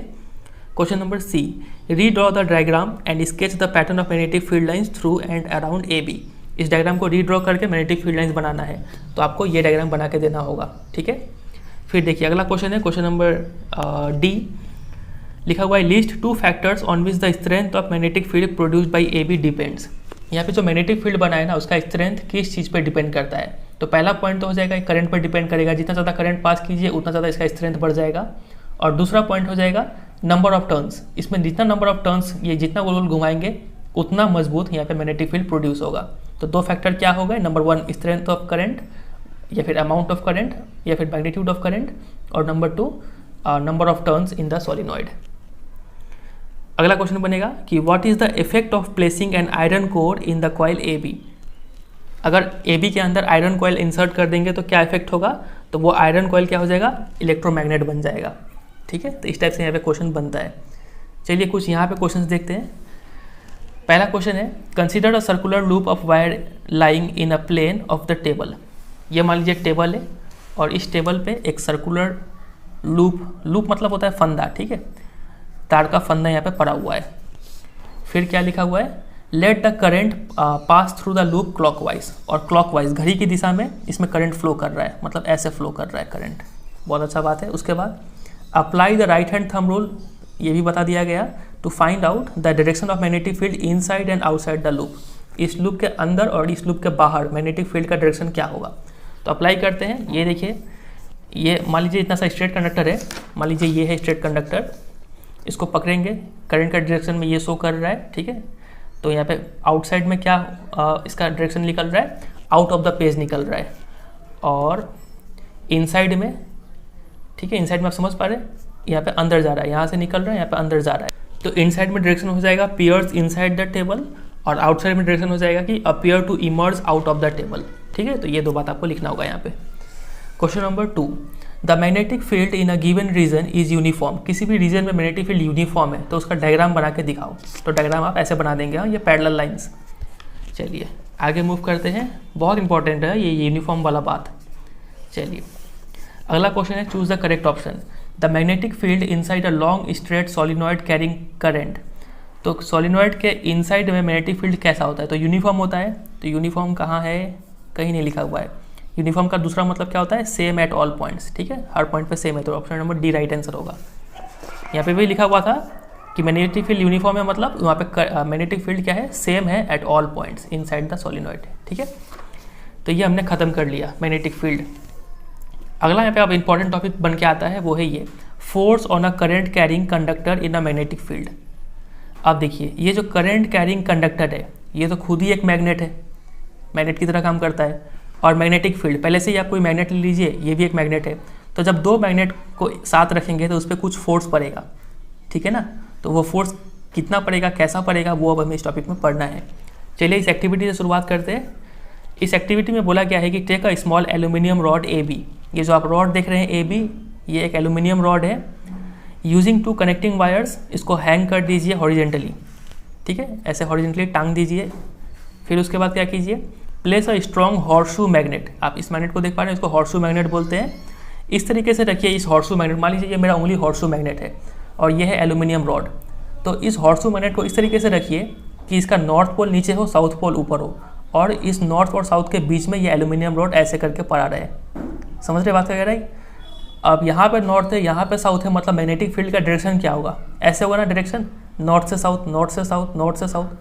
मतलब ये है अगर कोई हॉर्सशू मैग्नेट, तो मैग्नेटिक फील्ड का डायरेक्शन कुछ इस दिशा में होगा, ठीक है। तो यहाँ पे बोला गया है कि ऐसे आप ऐसे प्लेस कर दीजिए। उसके बाद इस एल्यूमिनियम रॉड को कनेक्ट कर दीजिए सीरीज़ में एक बैटरी के साथ, की के साथ, और एक रोस्टेट डायग्राम में नहीं दिख रहा है लेकिन फिर भी यहाँ पे लिखा हुआ है, चलिए कोई बात नहीं। फिर उसके बाद नाउ पास द करंट, अब इसमें स्विच ऑन कीजिए। जैसे आप स्विच ऑन करेंगे तो यहाँ पे प्लस है, करंट यहाँ से निकलेगा, फिर बी से होते हुए ए से होते हुए फिर ये करंट वापस यहाँ पे आएगा। तो करंट यहाँ पे बी से ए फ्लो कर रहा है, ठीक है।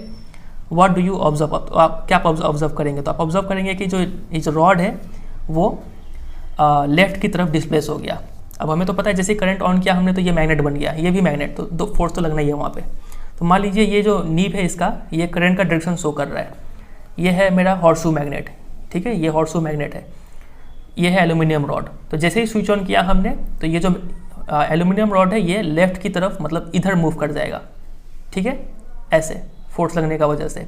फिर अगली बार आप क्या किया गया, reverse the direction of current, current का डायरेक्शन चेंज करना है, आप इस बैटरी को पलट दीजिए तो अब करंट इस डायरेक्शन में फ्लो करेगा, ठीक है, ए से बी की तरफ फ्लो करेगा। तो अब की बार जब स्विच ऑन करेंगे ना तो ये जो एल्यूमिनियम रॉड है वो इस तरफ मूव करेगा, राइट की तरफ। समझ रहे इतना।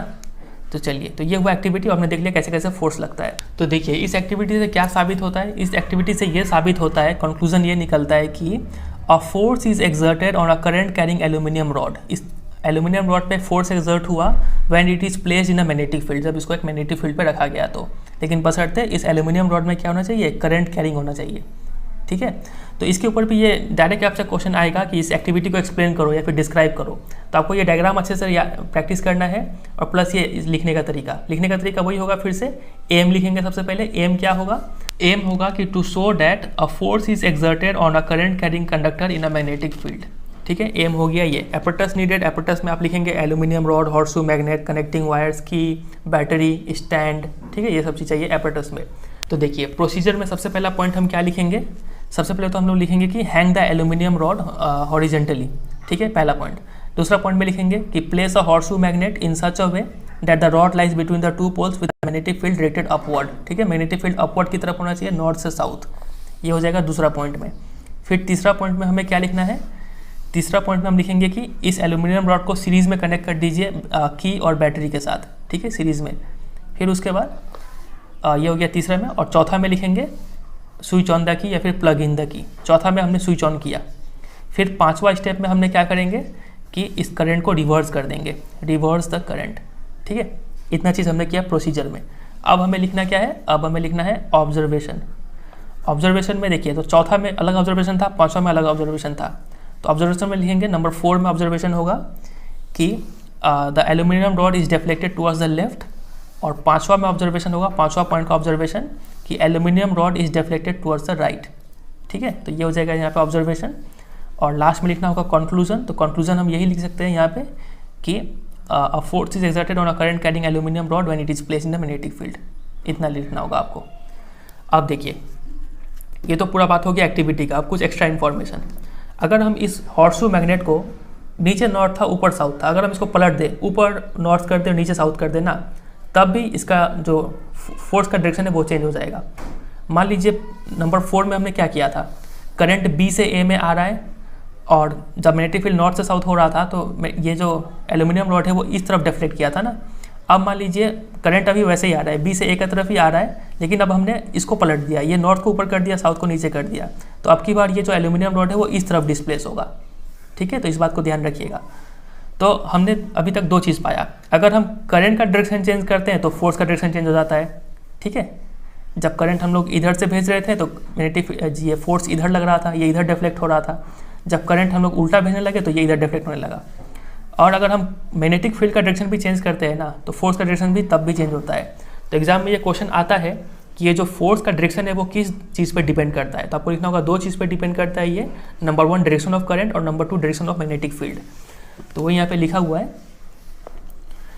It shows that the direction of force on the conductor depends upon the direction of current number 1, और नंबर 2 हो जाएगा डायरेक्शन ऑफ मैग्नेटिक फील्ड। ये 2 चीज़ पे डिपेंड करता है।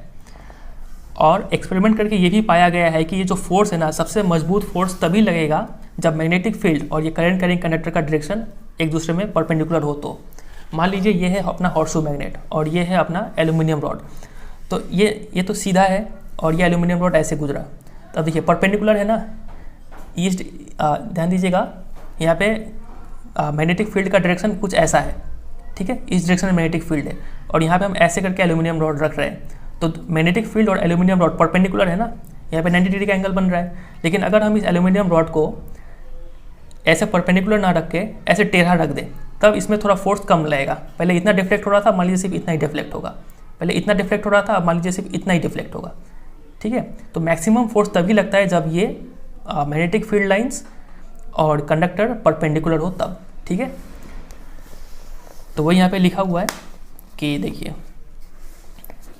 Experiments have shown that the displacement of the rod largest होता है when displacement largest हो या फिर मैग्नीट्यूड ऑफ फोर्स हाईएस्ट हो जब direction of current right angles पे हो डायरेक्शन ऑफ मैग्नेटिक फील्ड के। समझ रहे बात का गहराई? चलिए अब देखिए, मान लीजिए ये मैग्नेटिक फील्ड और करंट दोनों परपेंडिकुलर है। अब पता कैसे लगेगा कि फोर्स इधर लगेगा ना कि फोर्स इधर लगेगा? अब इसको पता करने के लिए हमारे पास एक सिंपल सा रूल है जिसको बोलते हैं फ्लेमिंग्स लेफ्ट हैंड रूल। ये लेफ्ट हैंड रूल क्या बोलता है कि अगर आप अपने लेफ्ट हैंड का ये जो 4th फिंगर है, मिडल फिंगर है और थंब है, ये तीनों को परपेंडिकुलर अरेंज कर लीजिए। परपेंडिकुलर अरेंज कैसे करेंगे? देखिए ये दोनों आपस में परपेंडिकुलर है, 90 डिग्री का एंगल यहाँ पे दिख रहा है आपको। फिर ये दोनों भी आपस में परपेंडिकुलर है, यहाँ पे भी अप्रॉक्सीमेटली 90 डिग्री का एंगल दिख रहा है। फिर ये दोनों भी आपस में परपेंडिकुलर है। ठीक है, अगर आप इस तीनों फिंगर को इस तरीके से अरेंज करें म्यूचुअली परपेंडिकुलर, तो आप पाएंगे कि अगर ये डायरेक्शन बताता है करंट का ना, अगर ये डायरेक्शन बताता है करंट का और ये डायरेक्शन बताता है मैग्नेटिक फील्ड का, तो ये जो थंब है ये बताएगा फोर्स किस दिशा में लग रहा है, उसका डायरेक्शन बताएगा ये। ठीक है, अब इसको चलिए यहाँ पे अप्लाई करके देखते हैं। मान लीजिए ये था हॉर्सशू मैग्नेट।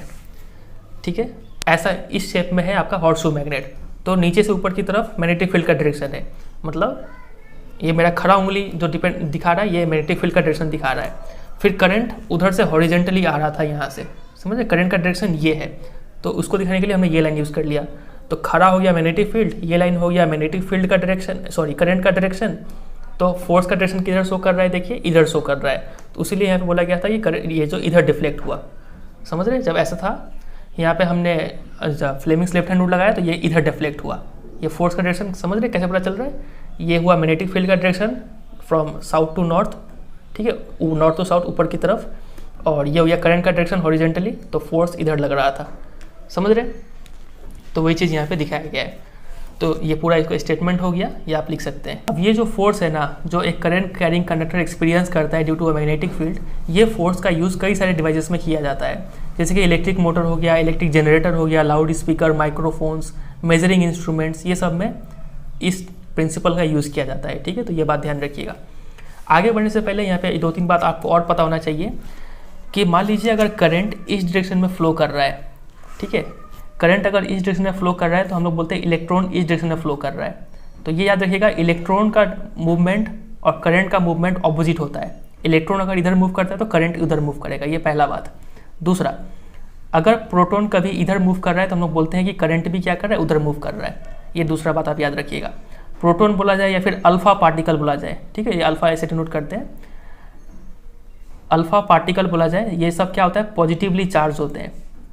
तो जिधर पॉजिटिव चार्ज का मूवमेंट होगा हम लोग बोलते हैं करंट भी उधर ही मूव कर रहा है, और जिधर नेगेटिव चार्ज का मूवमेंट होगा करंट उसके ऑपोजिट मूव करेगा। ये दो बात आप ध्यान रखिएगा, ठीक है।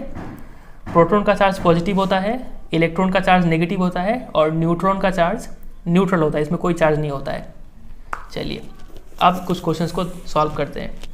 यहाँ पे क्वेश्चन है, an electron enters a magnetic field at right angles to it as shown in figure 13.14। इस फिगर में आप देख पा रहे हैं एक इलेक्ट्रॉन एंटर करता है एकदम राइट एंगल पे, ये इधर मैग्नेटिक फील्ड है। तो इलेक्ट्रॉन इधर एंटर कर रहा है, मतलब हम समझ पा रहे हैं कि करंट किधर फ्लो कर रहा होगा, इसका ऑपोजिट इधर फ्लो कर रहा होगा current. The direction of force acting on the electron will be, तो इलेक्ट्रॉन पे कौन सा डायरेक्शन में फोर्स लगेगा। तो चलिए फ्लेमिंग्स लेफ्ट हैंड रूल लगाते हैं।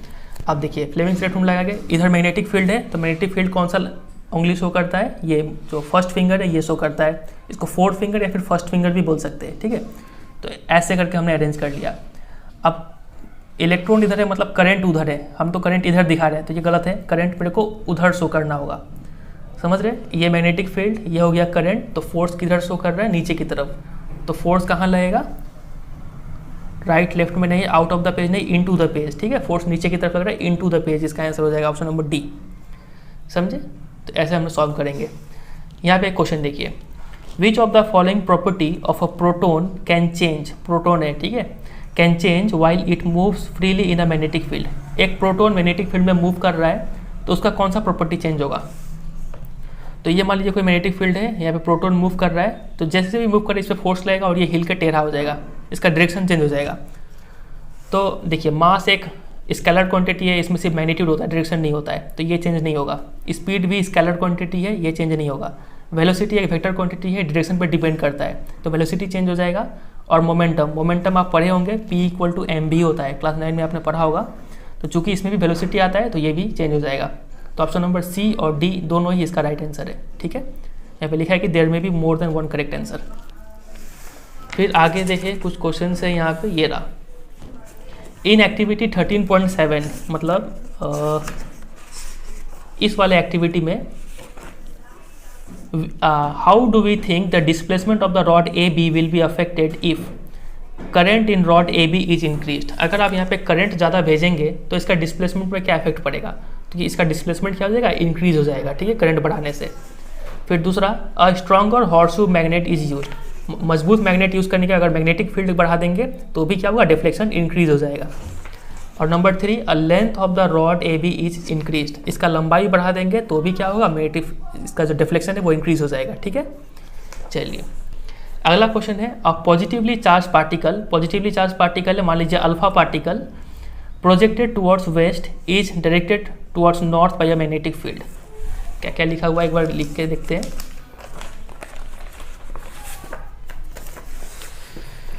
लिखा हुआ था कि जो अल्फा पार्टिकल है वो प्रोजेक्टेड टुवर्ड्स वेस्ट की तरफ जा रहा था वो।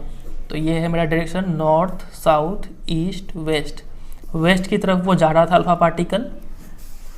तो क्या हुआ, डिफ्लेक्टेड टुवर्ड्स नॉर्थ, वो नॉर्थ की तरफ डिफ्लेक्ट हो गया, इधर नॉर्थ की तरफ मूव कर गया, तो इधर फोर्स लगा है इसका मतलब, और इधर वो जा रहा था, पॉजिटिव चार्ज जा रहा है मतलब यही करंट का दिशा है, फोर्स इधर लगा है। तो चलिए, तो पूछा क्या है हमसे, पूछा है the direction of magnetic field is, magnetic field का डायरेक्शन पूछा है हमसे। तो Fleming's left hand rule use करते हैं, करंट इधर है, करंट इधर हमने शो कर दिया, कैसे अरेंज करें, चलिए इसको ऐसे कर लेते हैं, करंट हमने इधर कर लिया और ये मैग्नेटिक इधर चाहिए, फोर्स है, तो फोर्स तो हमें अंगूठा से दिखाना होगा, तो मतलब कुछ कैसा होगा ये,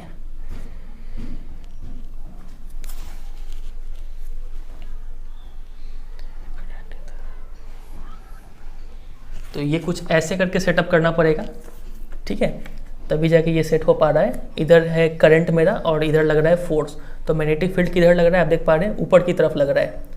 बातें कर रहे समझ रहे हैं, ये अरेंज करना ही काफ़ी थोड़ा डिफिकल्ट होता है, लेकिन कोई बात नहीं। तो ऊपर की तरफ लग रहा है, तो देखते कोई ऑप्शन है क्या, तो यहाँ पे ऑप्शन है अपवर्ड, तो ये इसका राइट आंसर होगा, ठीक है। अब देखिए यहाँ पे क्वेश्चन कुछ ऐसे भी पूछ सकते हैं, आपसे पूछेंगे number A, mention the factors on which the direction of force experience by a current carrying conductor placed in a magnetic field depend. तो वो जो फोर्स का डायरेक्शन है वो किन सब चीज़ों पर डिपेंड करता है, किस डायरेक्शन में फोर्स लगेगा।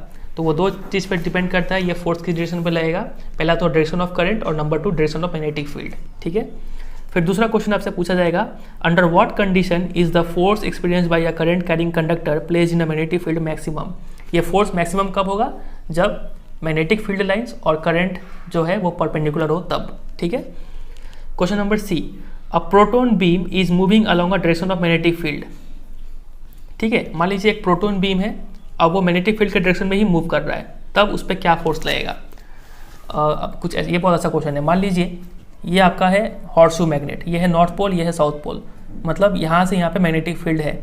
अब यहाँ पे कोई प्रोटॉन मूव कर रहा है मैग्नेटिक फील्ड के डायरेक्शन में भी, मतलब अभी तक हमने क्या देखा था कि करंट इधर से आ रहा था ना, अब मान लीजिए कि करंट इधर ही फ्लो कर रहा है, करंट भी यही दिशा में है, मैग्नेटिक फील्ड भी इसी दिशा में है। जब ऐसा होता है ना, जब करंट और मैग्नेटिक फील्ड का डायरेक्शन सेम होता है, तब उस केस में जो फोर्स है वो 0 हो जाता है। ये बहुत इंपॉर्टेंट बात है, ये याद रखिएगा। ठीक है, मैक्सिमम तब होगा जब दोनों परपेंडिकुलर हो, और मिनिमम या फिर 0 तब होगा जब दोनों क्या हो, पैरेलल हो। ठीक है, चलिए, तो ये हुआ यहाँ पे एक क्वेश्चन। अब यहाँ पे देखते हैं आगे क्या लिखा हुआ है, मैग्नेटिज्म इन मेडिसिन। मैग्नेटिज्म का यूज़ कैसे करते हैं हम लोग हेल्थ पर्पज़ के लिए। तो देखिए, आपको पता होगा कहीं कि हमारे शरीर में जो नर्व्स है, ठीक है, जो ब्रेन को मैसेज जाते हैं, वो जाते हैं इन the form of electric impulse. ठीक है, कुछ आयंस हमारे मैसेज को कैरी करते हैं ब्रेन की तरफ। तो ये छोटे छोटे जो आयंस होते हैं ना, ये आयंस भी हल्का सा मैग्नेटिक फील्ड प्रोड्यूस करते हैं। भले ही इनका मैग्नेटिक फील्ड क्या होता है, वेरी वीक होता है, लेकिन थोड़ा मैग्नेटिक फील्ड ये लोग प्रोड्यूस करते ही है। और सबसे ज़्यादा मैग्नेटिक फील्ड आपका जो हार्ट है और ब्रेन है, यहाँ पे सबसे ज़्यादा मैग्नेटिक फील्ड प्रोड्यूस होता है।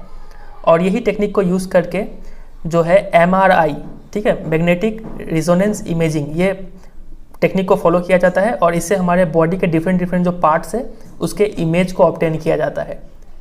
ठीक है, तो यहाँ पे इसका यूज़ बताया गया है। कुछ एग्जामिनेशन पॉइंट ऑफ व्यू से कोई इंपॉर्टेंट नहीं है ये, बस आप इसे ध्यान रखिएगा ये बात।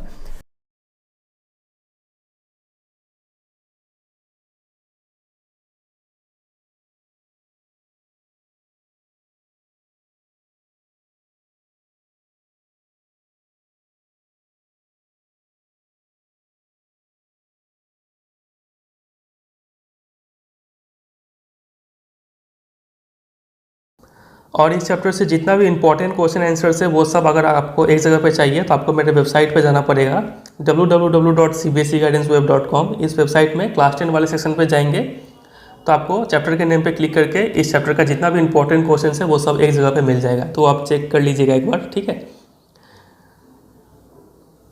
तो वो आप एक बार देख लीजिएगा। ठीक है, चलिए अब आते हैं इलेक्ट्रिक जनरेटर वाले टॉपिक पे। यहाँ से जनरेटर पार्ट डिलीटेड है, हमें AC और DC यहाँ पे स्टडी करना है। देखिए, यहाँ पे हम 2 केस लेते हैं। एक मान लीजिए हम यहाँ पे सर्किट ड्रॉ कर रहे हैं जिसमें एक सेल है, ये एक सेल है, यहाँ पे एक रेजिस्टर है मान लीजिए, फिर यहाँ पे एक मान लीजिए स्विच है, और जो भी है यहाँ पे एक फैन बल्ब जो है, और ये से कनेक्टेड है ये। ठीक है, हमें पता है ये लंबा वाला लाइन है, मतलब ये पॉजिटिव टर्मिनल है, ये नेगेटिव टर्मिनल है। तो यहाँ से जो करंट है वो यहाँ से फ्लो कर रहा होगा, करंट डायरेक्शन ये है, और यहाँ पे जाके वो सर्किट कंप्लीट कर रहा होगा। ठीक है, तो यहाँ पे जो करंट फ्लो कर रहा है इसके बारे में आप मुझे 2 बात बताइए। सबसे पहला है मैग्नीट्यूड। अगर हम बोले कि इस सर्किट में 2 एम्पियर करंट फ्लो कर रहा है, इसका मतलब इस करंट का मैग्नीट्यूड कितना है, 2 एम्पियर है। और अगर हम आपसे पूछे कि क्या ये मैग्नीट्यूड बढ़ के 3 एम्पियर या फिर घट के 1 एम्पियर हो सकता है कि नहीं, तो अगर हम कुछ छेड़छाड़ नहीं करें तो ये मैग्नीट्यूड उतना ही रहेगा, 2 एम्पियर ही रहेगा, ये चेंज नहीं होगा। यानी जो मैग्नीट्यूड है वो क्या रहता है, इसमें कांस्टेंट रहता है। समझे कि नहीं ये बात। दूसरा बात हम करते हैं डायरेक्शन के ऊपर। अगर हम पूछे कि करंट का डायरेक्शन यहाँ पे ऐसा ही फ्लो, इस डायरेक्शन में ये फ्लो होता रहेगा, ठीक है, क्या ये करंट का डायरेक्शन चेंज होगा यहाँ पे, तो चेंज तभी होगा जब आप इस सेल का डायरेक्शन चेंज कर देते हैं। अगर आप सेल को इस डायरेक्शन में लगाते हैं, पॉजिटिव इधर कर देते हैं, नेगेटिव इधर कर देते हैं, तो करंट का डायरेक्शन ऐसे उल्टा हो जाएगा, है कि नहीं। लेकिन अगर आप ये छेड़छाड़ नहीं करते हैं तो करंट का डायरेक्शन भी चेंज नहीं होगा, यानी जो डायरेक्शन है इसमें वो भी क्या रहता है, कांस्टेंट रहता है, रिमेन सेम। समझे कि नहीं। तो ऐसा करंट जिसका मैग्नीट्यूड और डायरेक्शन कांस्टेंट रहे या फिर सेम रहे, वैसे करंट को हम लोग क्या बोलते हैं, डायरेक्ट करंट। इतना बड़ा लिखने का मन नहीं कर रहा है तो आप इसको शॉर्टकट में DC ऐसे भी लिख सकते हैं, ठीक है। तो इसी को बोलते हैं डायरेक्ट करंट, समझ गए इतना। अब आ जाते हैं हम लोग दूसरे वाले पे जो कि है ऑल्टरनेटिंग करंट AC। ये क्या होता है वो समझिए। देखिए, उसको थोड़ा समझने के लिए हमें यहाँ पे थोड़ा जनरेटर का कॉन्सेप्ट लेना पड़ेगा। इलेक्ट्रिक जनरेटर, नाम से ही समझ में आ रहा है ये कुछ चीज़ जनरेट कर रहा है। क्या जनरेट करेगा? इलेक्ट्रिसिटी जनरेट करेगा। इलेक्ट्रिक जनरेटर जो है वो क्या करता है? मैकेनिकल एनर्जी को कन्वर्ट कर देता है इलेक्ट्रिकल एनर्जी, यानी इस पर हमें करंट मिलेगा, ठीक है। तो देखिए, यहाँ पे हम एक डायग्राम बनाते हैं। मान लीजिए ये एक सर्किट है और यहाँ पे हमें जनरेटर से करंट आ रहा है, ठीक है। हमें पता है जनरेटर से इलेक्ट्रिसिटी ऑब्टेन होता है, तो जनरेटर से यहाँ पे करंट आ रहा है, ठीक है। और यहाँ पे वो इधर से आ रहा है और इधर से फ्लो कर जा रहा है, ठीक है। फिर से बनाते हैं। इधर से मान लीजिए करंट आ रहा है और इधर से निकल जा रहा है। इधर हम सर्किट कंप्लीट करेंगे। यहाँ से आ रहा है सर्किट, यहाँ पे मान लीजिए स्विच है, और फिर यहाँ पे मान लीजिए कोई रजिस्टर, बल्ब, फैन जो भी लगा हुआ है, और फिर इधर से करके ऐसे कंप्लीट है ये, ठीक है। इधर से करंट फ्लो कर रहा है। तो इस केस में जो करंट है उसका दो फीचर है। अगर हम इसका मैग्नीट्यूड का बात करें तो ये जो करंट होता है ना, इसका मैग्नीट्यूड हमेशा चेंज होता रहता है। वो करंट जो हम जनरेटर से पाते हैं, खासकर से AC जनरेटर से अगर हम जो करंट पाते हैं, वो करंट का जो मैग्नीट्यूड होता है उसका वैल्यू चेंज होता रहता है। मैग्नीट्यूड वेरीज, ठीक है, लगातार चेंज होता रहता है या फिर चेंज। ये पहला फीचर हो गया। दूसरा, अगर डायरेक्शन का बात करें, वो भी क्या होता है? चेंज होता रहता है। कभी डायरेक्शन इधर से फ्लो कर रहा है, फिर डायरेक्शन पलट जाएगा, उल्टा फ्लो करने लगेगा करंट। यहाँ से एंटर करेगा और यहाँ से फ्लो करते हुए यहाँ से निकल जाएगा, ठीक है। तो डायरेक्शन भी है वो पीरियोडिकली चेंज होते रहता है। तो ऐसा करंट है जिसका मैग्नीट्यूड और डायरेक्शन दोनों ही चेंज होते रहे पीरियोडिकली, वैसे करंट को क्या बोलते हैं? Alternating current. नाम से ही समझ में आ रहा है, ऑल्टरनेटिंग यानी चेंज होता रहता है ऐसा करंट, ठीक है। शॉर्टकट में इसका शॉर्ट फॉर्म क्या होगा? AC। समझे कि नहीं दोनों का मीनिंग? चलिए अब बात करते हैं सोर्स, कहाँ कहाँ से हम ऑब्टेन कर सकते हैं दोनों को।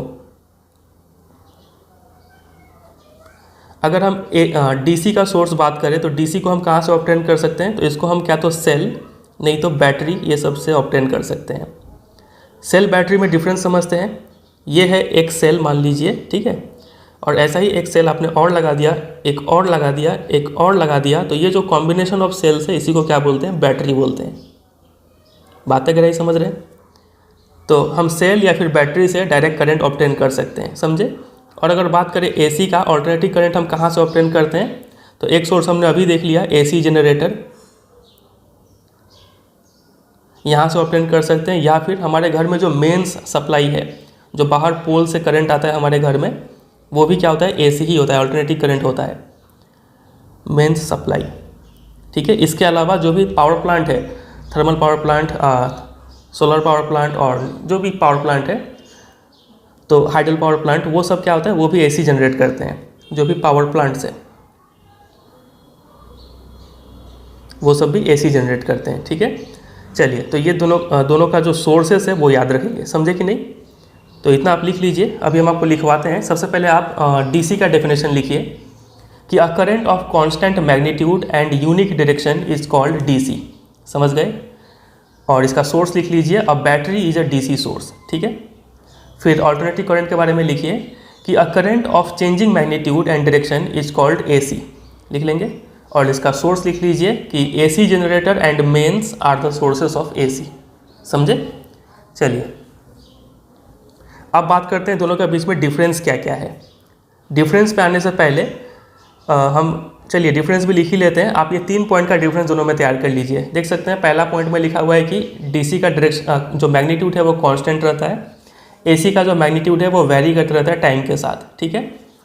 फिर DC का जो डायरेक्शन है वो एक ही डायरेक्शन में फ्लो करता है, और AC का डायरेक्शन चेंज रिवर्स होते रहता है, ठीक है।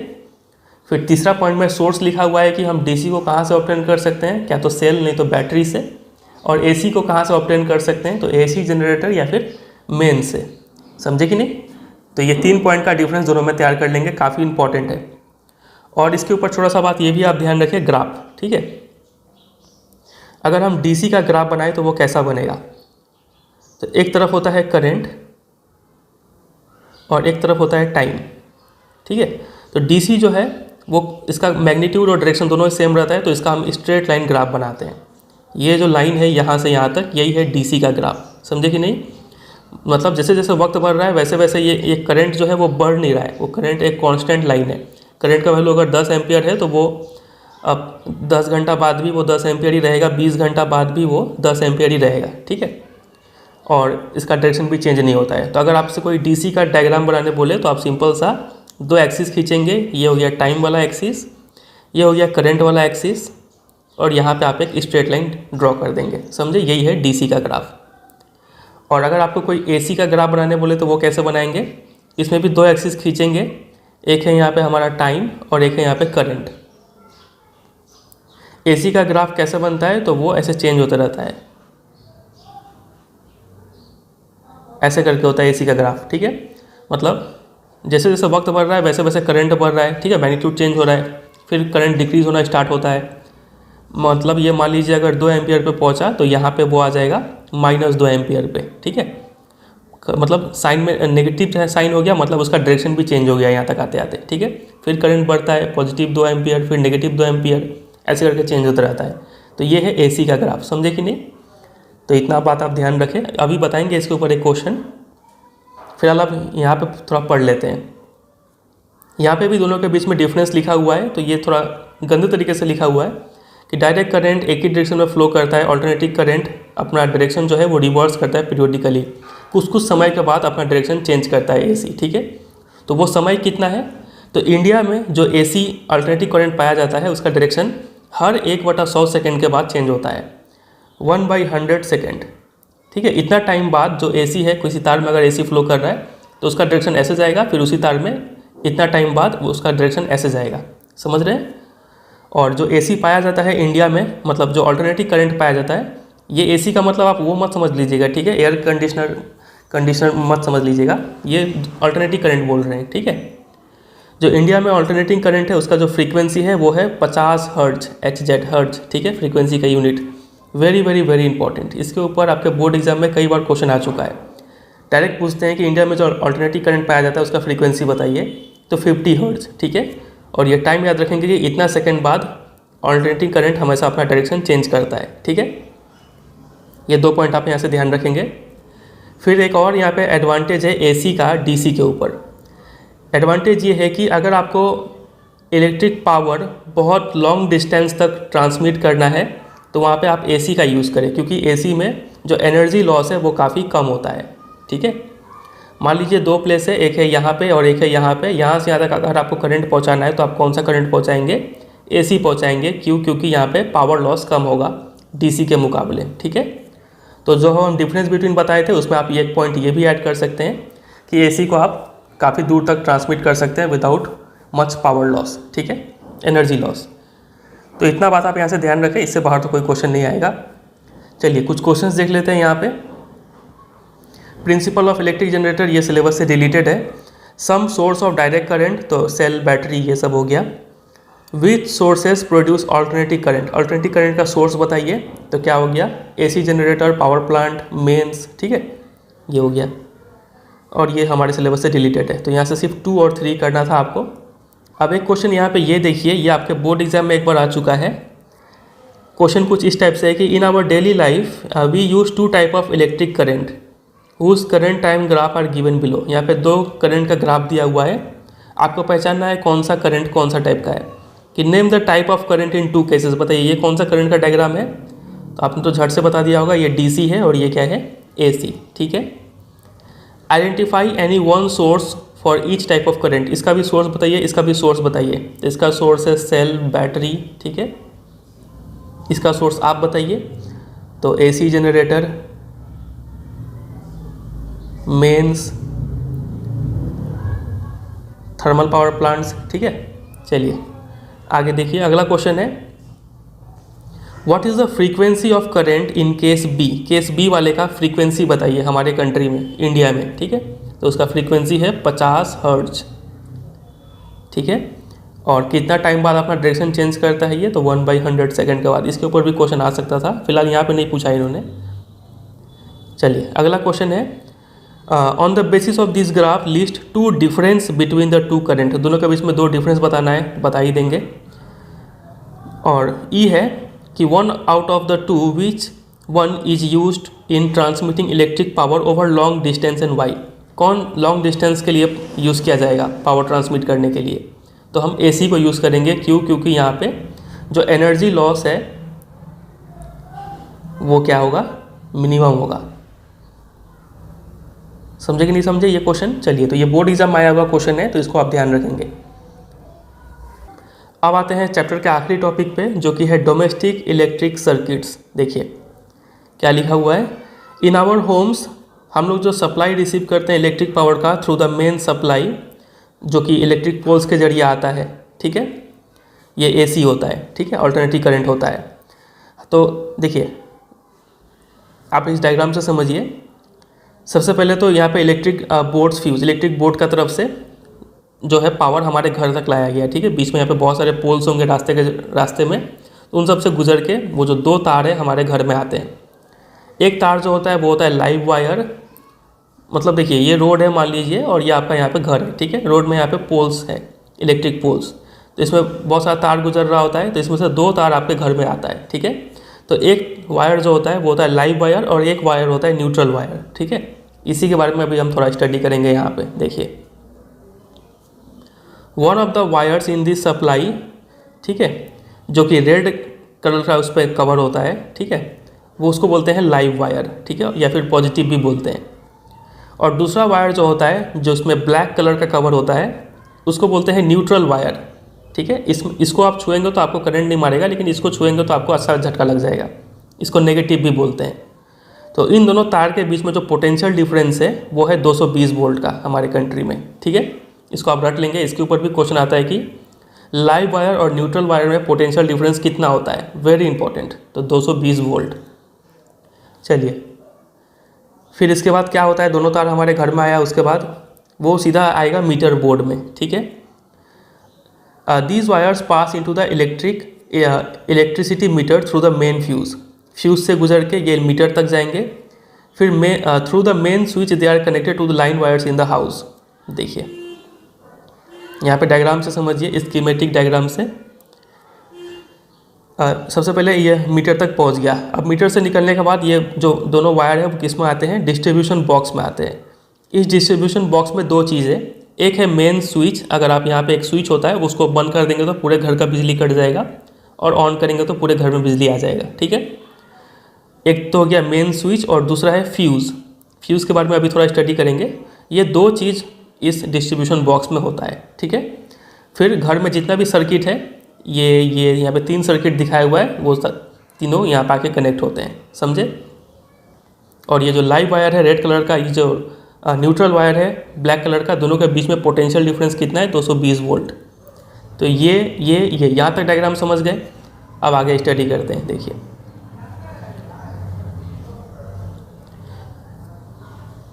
तो these wires supply electricity to separate circuit within the house. घर के अंदर जो अलग अलग सर्किट है वहाँ पे ये दोनों वायर करंट पहुँचाते हैं, ठीक है। कौन दोनों वायर, लाइव वायर और न्यूट्रल वायर।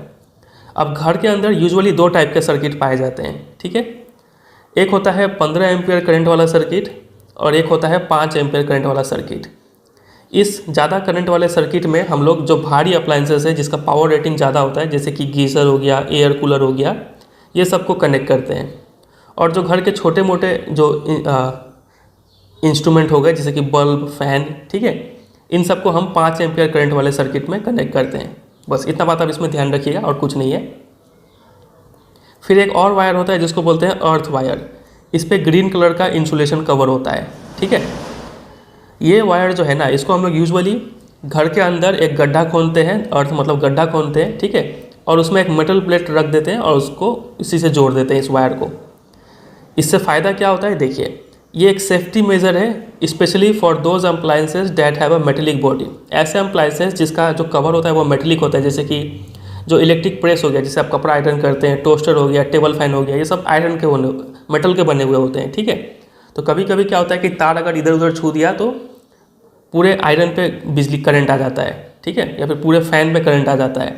तो ऐसे केस में जो एक्स्ट्रा करंट इस मेटेलिक बॉडी पे जो आ गया है वो इस अर्थ वायर के जरिए कहाँ पे चला जाता है, धरती में चला जाता है, समझे कि नहीं, एक्स्ट्रा बिजली, और आप इलेक्ट्रिक शॉक से बच जाते हैं, समझे कि नहीं।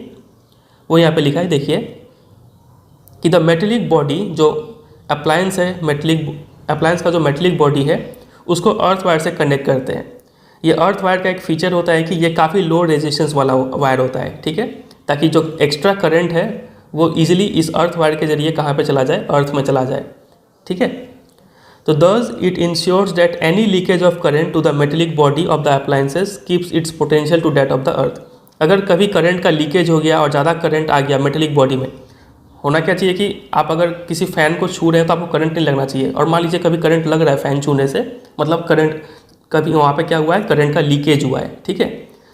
तो इस एक्स्ट्रा लीकेज को अगर आप उसमें अर्थिंग कराया हुआ है तो वो अर्थिंग वायर जो है वो बिजली को कहाँ पे डाल देगा, अर्थ में डाल देगा, और आपको शॉक लगने से बच जाएंगे, ठीक है। क्योंकि क्या होता है, ये अर्थ वायर क्या करता है, keeps its potential to that of the earth. Earth का, धरती का जितना पोटेंशियल है, पोटेंशियल, ठीक है, डिफरेंस उतना पे ही इस फैन का पोटेंशियल कर देता है, ठीक है। मतलब आप धरती को छुएंगे तो करंट लगेगा क्या, नहीं लगेगा, तो वैसे आपको करंट को भी, फैन को भी छुएंगे तो करंट नहीं लगेगा, ठीक है। User may not get a severe electric shock, समझे कि नहीं। तो जितना हम अंडरलाइन किए हैं अर्थ वायर के बारे में उतना आप तैयार कर लेंगे। सबसे पहला बात, अर्थ वायर क्या है, ये एक सेफ्टी मेज़र है, ठीक है, ये एक सेफ्टी मेज़र है, ये लाइन याद करेंगे, इसको अंडरलाइन कर लेंगे। इसको खासकर से यूज़ किस लिए किया जाता है, ऐसे अप्लायंस जिसमें मेटेलिक बॉडी हो उसके लिए यूज़ किया जाता है। कभी कभी जब करंट का लीकेज होता है तो ये क्या करता है, low resistance conducting path provide करता है करंट के लिए। वो करंट इस वायर के थ्रू कहाँ पे चला जाता है, अर्थ में चला जाता है, और अर्थ का पोटेंशियल और इस डिवाइस का पोटेंशियल सेम कर देता है, और यूज़र जो है एक इलेक्ट्रिक शॉक से बच जाता है, समझे। इतना बात आप ध्यान रखेंगे यहाँ पे। अभी बताएंगे क्वेश्चन कैसा आएगा, अभी आप समझ के छोड़ दीजिए, आगे आ जाइए। तो यहाँ पे आप देख सकते हैं ये जो ग्रीन कलर का वायर दिखाया हुआ है यही है अर्थ वायर। सभी डिवाइस, यहाँ पे सॉकेट बनाया हुआ है, यहाँ पे आप चाहे तो फैन या फिर बल्ब या फिर कोई भी डिवाइस भी दिखा सकते हैं, ठीक है।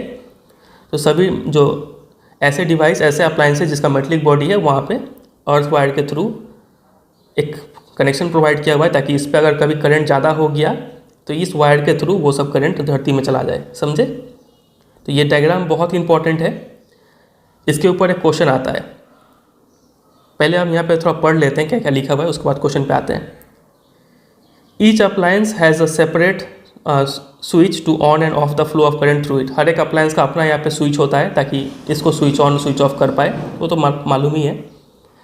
और ये इंश्योर करने के लिए कि हर एक अप्लायंस को, इसको भी और इसको भी बराबर करंट मिले, इक्वल पोटेंशियल डिफरेंस मिले, ठीक है। तो उसके लिए हम क्या करते हैं कि सबको कैसे कनेक्ट करते हैं, पैरेलल में कनेक्ट करते हैं, वेरी इंपॉर्टेंट, ठीक है। और कभी अगर ये बल्ब ख़राब हो भी गया तो ऐसा नहीं हो कि ये दोनों भी ख़राब हो जाए, ये दोनों चलता रहेगा, तो ये सब पॉसिबल हो पाएगा बिकॉज ऑफ पैरेलल कनेक्शन ही, ठीक है। चलिए अब देख लेते हैं क्वेश्चन। इसके ऊपर एक क्वेश्चन बहुत अच्छा आता है, आपसे डायरेक्ट इसके ऊपर क्वेश्चन पूछेंगे कि ड्रॉ अ स्कीमेटिक लेवल diagram of a domestic circuit which has a provision of a main fuse, meter, one light bulb, a switch socket and a fan. आपको एक स्कीमेटिक डायग्राम बनाना है डोमेस्टिक सर्किट का, तो ये पूरा डायग्राम आप बना देंगे। थोड़ा सा चेंज करना है इसमें, क्योंकि आपको क्वेश्चन में बोला है आपको एक लाइट बल्ब, स्विच सॉकेट और फैन दिखाना है। इसमें तो तीनों में ही स्विच सॉकेट दिखा दिया है इन्होंने, तो एक स्विच सॉकेट आप इसको रहने दीजिए, इसके जगह पे आप क्या बना देंगे, एक बल्ब बना दीजिएगा यहाँ पे, ठीक है। ये स्ट्रक्चर हटा के आप यहाँ पे ऐसे करके एक बल्ब बना दीजिएगा, ठीक है। और एक आपको फ़ैन बनाना है, ये हटा के आप यहाँ पे एक फ़ैन बना दीजिएगा, ऐसे करके 3 ब्लेड दिखा दीजिए, 3-4 ब्लेड, वो फ़ैन हो जाएगा, ठीक है। बाकी ये पूरा डायग्राम सेम टू सेम आपको बना देना है, समझे, बहुत इंपॉर्टेंट है ये डायग्राम। चलिए, और एग्ज़ाम में आप सोचेंगे कि इसको रेड ग्रीन कैसे करें, तो उतना करने का ज़रूरत नहीं है, आप सिर्फ यहाँ पे मेंशन कर देंगे, उतना भी काफ़ी होगा, ठीक है। चलिए अब हम स्टडी करते हैं थोड़ा इस फ्यूज़ के बारे में। ये फ्यूज़ के बारे में हमने लास्ट चैप्टर यानी चैप्टर नंबर 12 में भी स्टडी किया था, इलेक्ट्रिसिटी वाले चैप्टर में। इलेक्ट्रिक फ्यूज़ एक इम्पॉर्टेंट कंपोनेंट होता है सभी डोमेस्टिक सर्किट का। ये क्या होता है कि इसमें एक ऐसा वायर होता है जो हल्का सा भी करंट ज़्यादा हुआ तो ये वायर पिघल के टूट जाता है और करंट बंद हो जाता है वहाँ पे, ठीक है। तो यहाँ पे लिखा है कि a fuse in a circuit prevents damage to appliances and the circuit due to overloading. जब कभी ओवरलोडिंग हो जाए, ओवरलोडिंग मतलब क्या होता है कि करंट का डिमांड ज़्यादा हो जाए, सप्लाई कम हो जाए, ठीक है। तब क्या होता है कि ये फ्यूज़ जो है डैमेज प्रिवेंट करता है।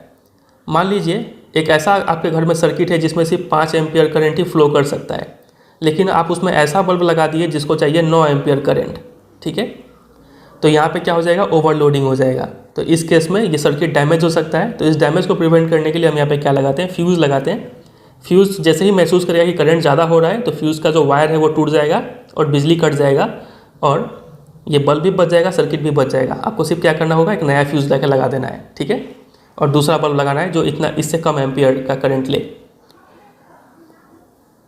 तो देखिए ओवरलोडिंग किस किस कारण से होता है। तो ओवरलोडिंग तब होता है जब लाइव वायर और न्यूट्रल वायर एक दूसरे के कांटेक्ट में आ जाए। जब ये जो दोनों तार हैं, लाइव वायर और न्यूट्रल वायर, कभी कहीं अगर कांटेक्ट में आ गया तो ओवरलोडिंग हो जाता है, ठीक है।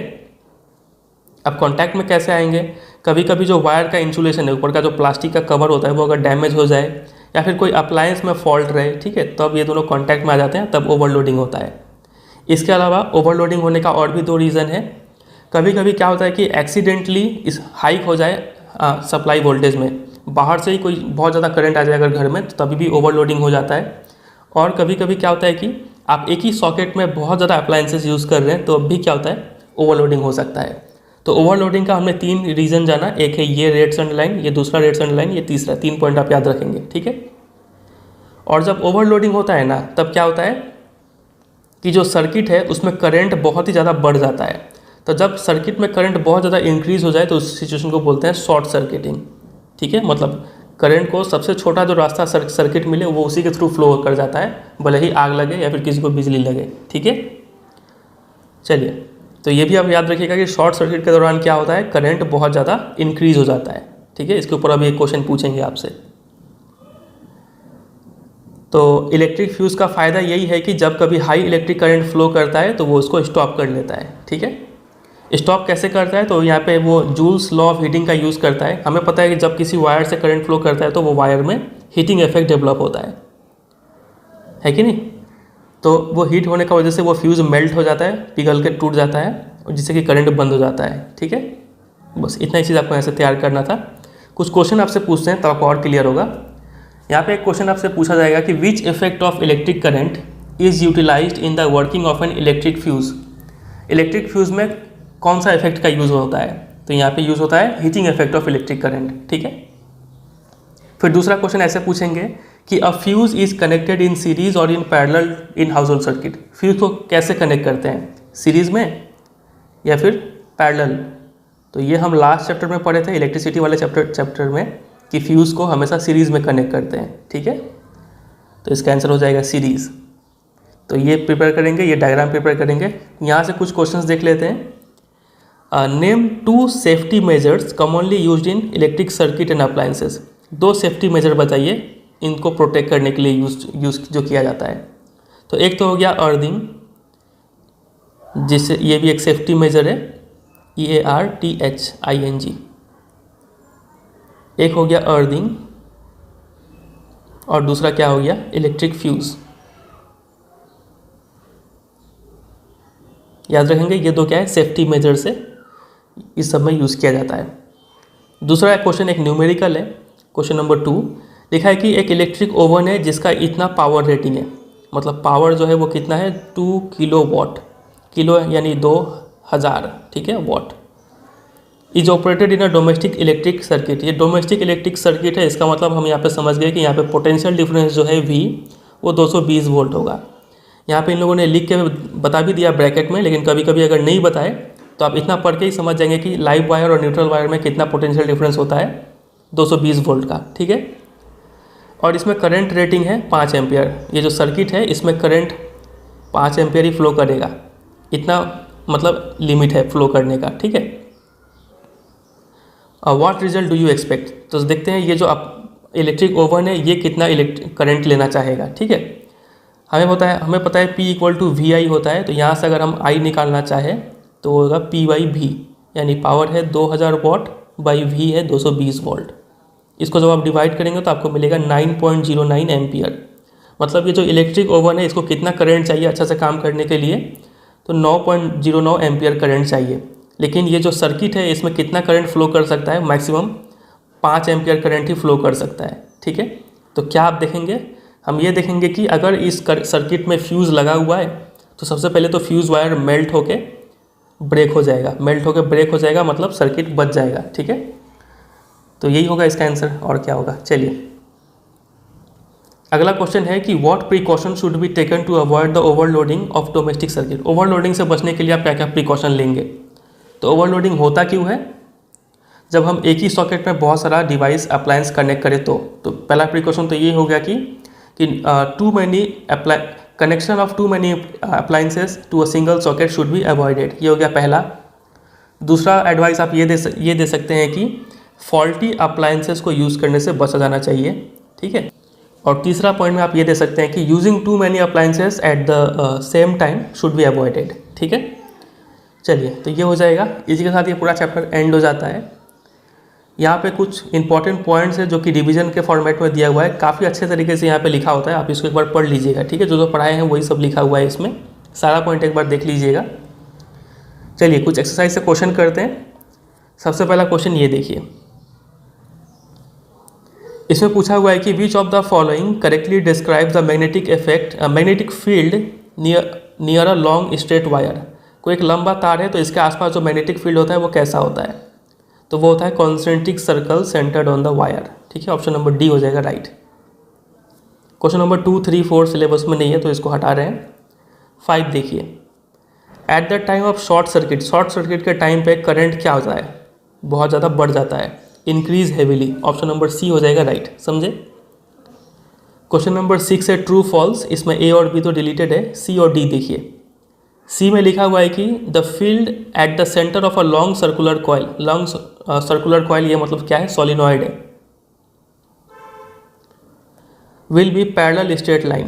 तो इस सोलिनॉइड के अंदर, ये मान लीजिए एक सोलिनॉइड है, तो इसके अंदर जो मैग्नेटिक फील्ड होता है वो कैसा होता है, पैरेलल स्ट्रेट लाइंस होता है। तो बिल्कुल राइट स्टेटमेंट है, ट्रू है ये। A wire with green insulation is usually live wire. Live wire का क्या ग्रीन इंसुलेशन होता है, नहीं, लाइव वायर का रेड इंसुलेशन होता है। ग्रीन किसका होता है, अर्थ वायर का होता है। ठीक है, तो ये हो गया फॉल्स, समझे। Question number 7, list 2 methods of producing magnetic field. Magnetic field आप कैसे प्रोड्यूस कर सकते हैं, तो बहुत तरह तरीका है। एक तो आप नेचुरल मैग्नेट यूज़ कर लीजिए, बार मैग्नेट, वहाँ से आप मैग्नेटिक फील्ड प्रोड्यूस कर सकते हैं, या फिर आप क्या यूज़ कर लीजिए, इलेक्ट्रोमैग्नेट यूज़ कर लीजिए, by using bar magnet, by using electromagnet. ठीक है, चलिए आइए नेक्स्ट क्वेश्चन नंबर 8 पे। How does a solenoid behave like a magnet. Solenoid एक मैग्नेट की तरह कैसे बिहेव करता है, तो इसका आंसर आपको यहीं पे मिल जाएगा।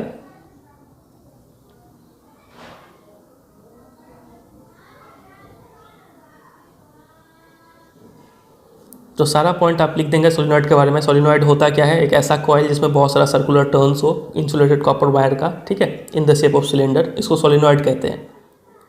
सोलिनॉइड का जो मैग्नेटिक फील्ड लाइंस होता है वो ठीक है बार मैग्नेट के मैग्नेटिक फील्ड लाइंस की तरह होता है। ठीक है, आप इसको एक डायग्राम बना के भी एक्सप्लेन समझा देंगे, ये डायग्राम आप बना देंगे यहाँ पे। सोलिनॉइड का एक एंड जो है वो नॉर्थ पोल की तरह बिहेव करता है और दूसरा एंड साउथ पोल की तरह बिहेव करता है। ये 3 पॉइंट में आप उसका आंसर देंगे। ठीक है, फिर इसी क्वेश्चन में ऐड किया हुआ है कि can you determine the north and south pole of current carrying solenoid with the help of bar magnet. कोई एक सोलिनॉइड है, करंट कैरी कर रहा है, तो इस सोलिनॉइड का क्या आप नॉर्थ पोल और साउथ पोल बता पाएंगे एक बार मैग्नेट के हेल्प से, तो बिल्कुल बता पाएंगे। देखिए मान लीजिए ये एक सोलिनॉइड है, ठीक है, तो इसका कौन सा पोल नॉर्थ पोल है, कौन सा पोल साउथ पोल है, ये कैसे पता चलेगा। आपके पास एक बार मैग्नेट है, ये मान लीजिए बार मैग्नेट है, ये इसका नॉर्थ पोल है, ये इसका साउथ पोल है। इसको आप इस एंड की तरफ लाइए, अगर ये चिपक गया, एक दूसरे को अट्रैक्ट कर लिया, तो आप समझ जाइए कि ये नॉर्थ था, इसका मतलब ये क्या होगा, पक्का ये साउथ होगा। ठीक है, तभी अट्रैक्ट किया। और अगर ये रिपेल किया तो आप समझ जाएंगे कि ये पोल जो है वो नॉर्थ पोल था। ठीक है, उसी तरीके से एक पता चल गया तो दूसरा ऑटोमेटिक पता चल जाएगा। ठीक है, चलिए क्वेश्चन नंबर 9 कि when is the force experienced bye a current carrying solenoid placed in a magnetic field largest. कोई एक करंट कैरिंग कंडक्टर है, उसको आप मैग्नेटिक फील्ड में रखते हैं, तो उस पर फोर्स सबसे ज़्यादा कब लगेगा, तो इसका आंसर आपको इसी बुक में मिल जाएगा। देखिए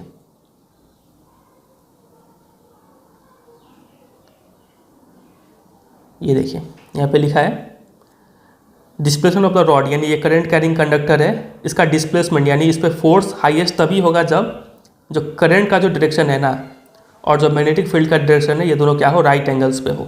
ठीक है, जो करंट है और जो मैग्नेटिक फील्ड है दोनों के बीच में अगर 90 डिग्री है तो जो मोशन है यानी जो फोर्स है वो सबसे ज़्यादा होगा, मैक्सिमम होगा। ठीक है, चलिए ये होगा इसका आंसर।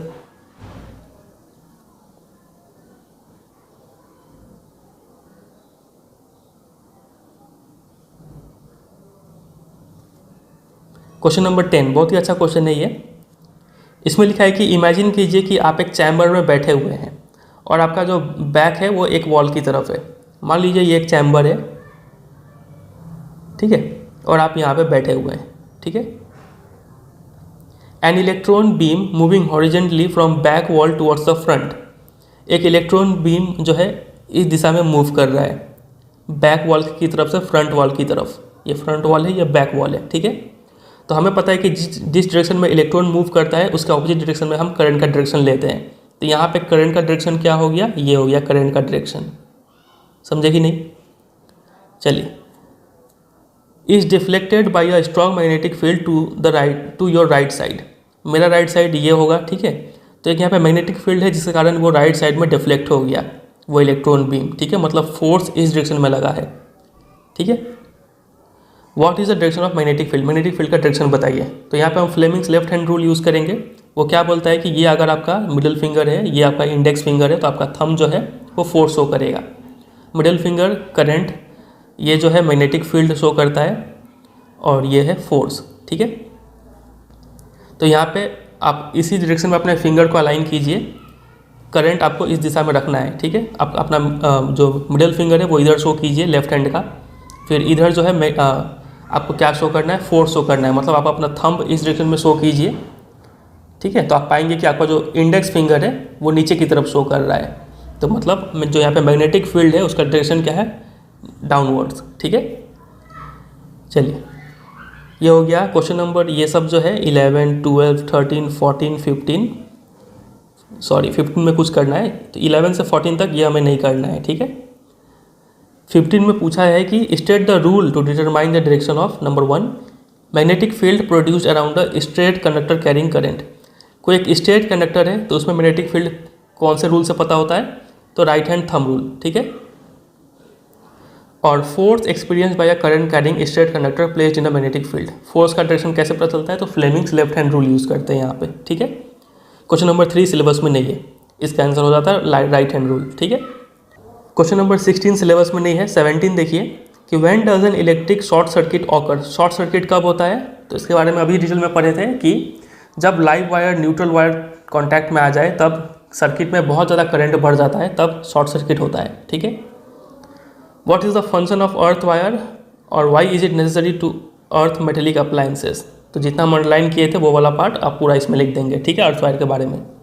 तो इतना आप क्वेश्चन प्रिपेयर करें। इसके अलावा जो भी इंपॉर्टेंट क्वेश्चंस है वो अगर आपको सब एक जगह पे चाहिए तो वेबसाइट पर जाके आपको मिल जाएगा। ठीक है, तो बस इतना ही था ये वीडियो। उम्मीद करते हैं आपको समझ में आया होगा। वीडियो अच्छा लगा तो जरूर एक लाइक कीजिए। कोई अगर मन में कन्फ्यूजन या फिर डाउट रह गया है तो कमेंट करके भी आप पूछ सकते हैं, और फ्रेंड के साथ शेयर कर दीजिए। और अगर आप चैनल पर नए हैं तो इसको सब्सक्राइब भी कर सकते हैं। बाकी चैनल पर और भी वीडियोज़ है तो आप प्लेलिस्ट सेक्शन में जाके देख सकते हैं, अलग अलग सब्जेक्ट का वीडियो आपको मिल जाएगा। ठीक है, आपको उससे काफ़ी हेल्प होगा, एक बार ज़रूर देखिएगा।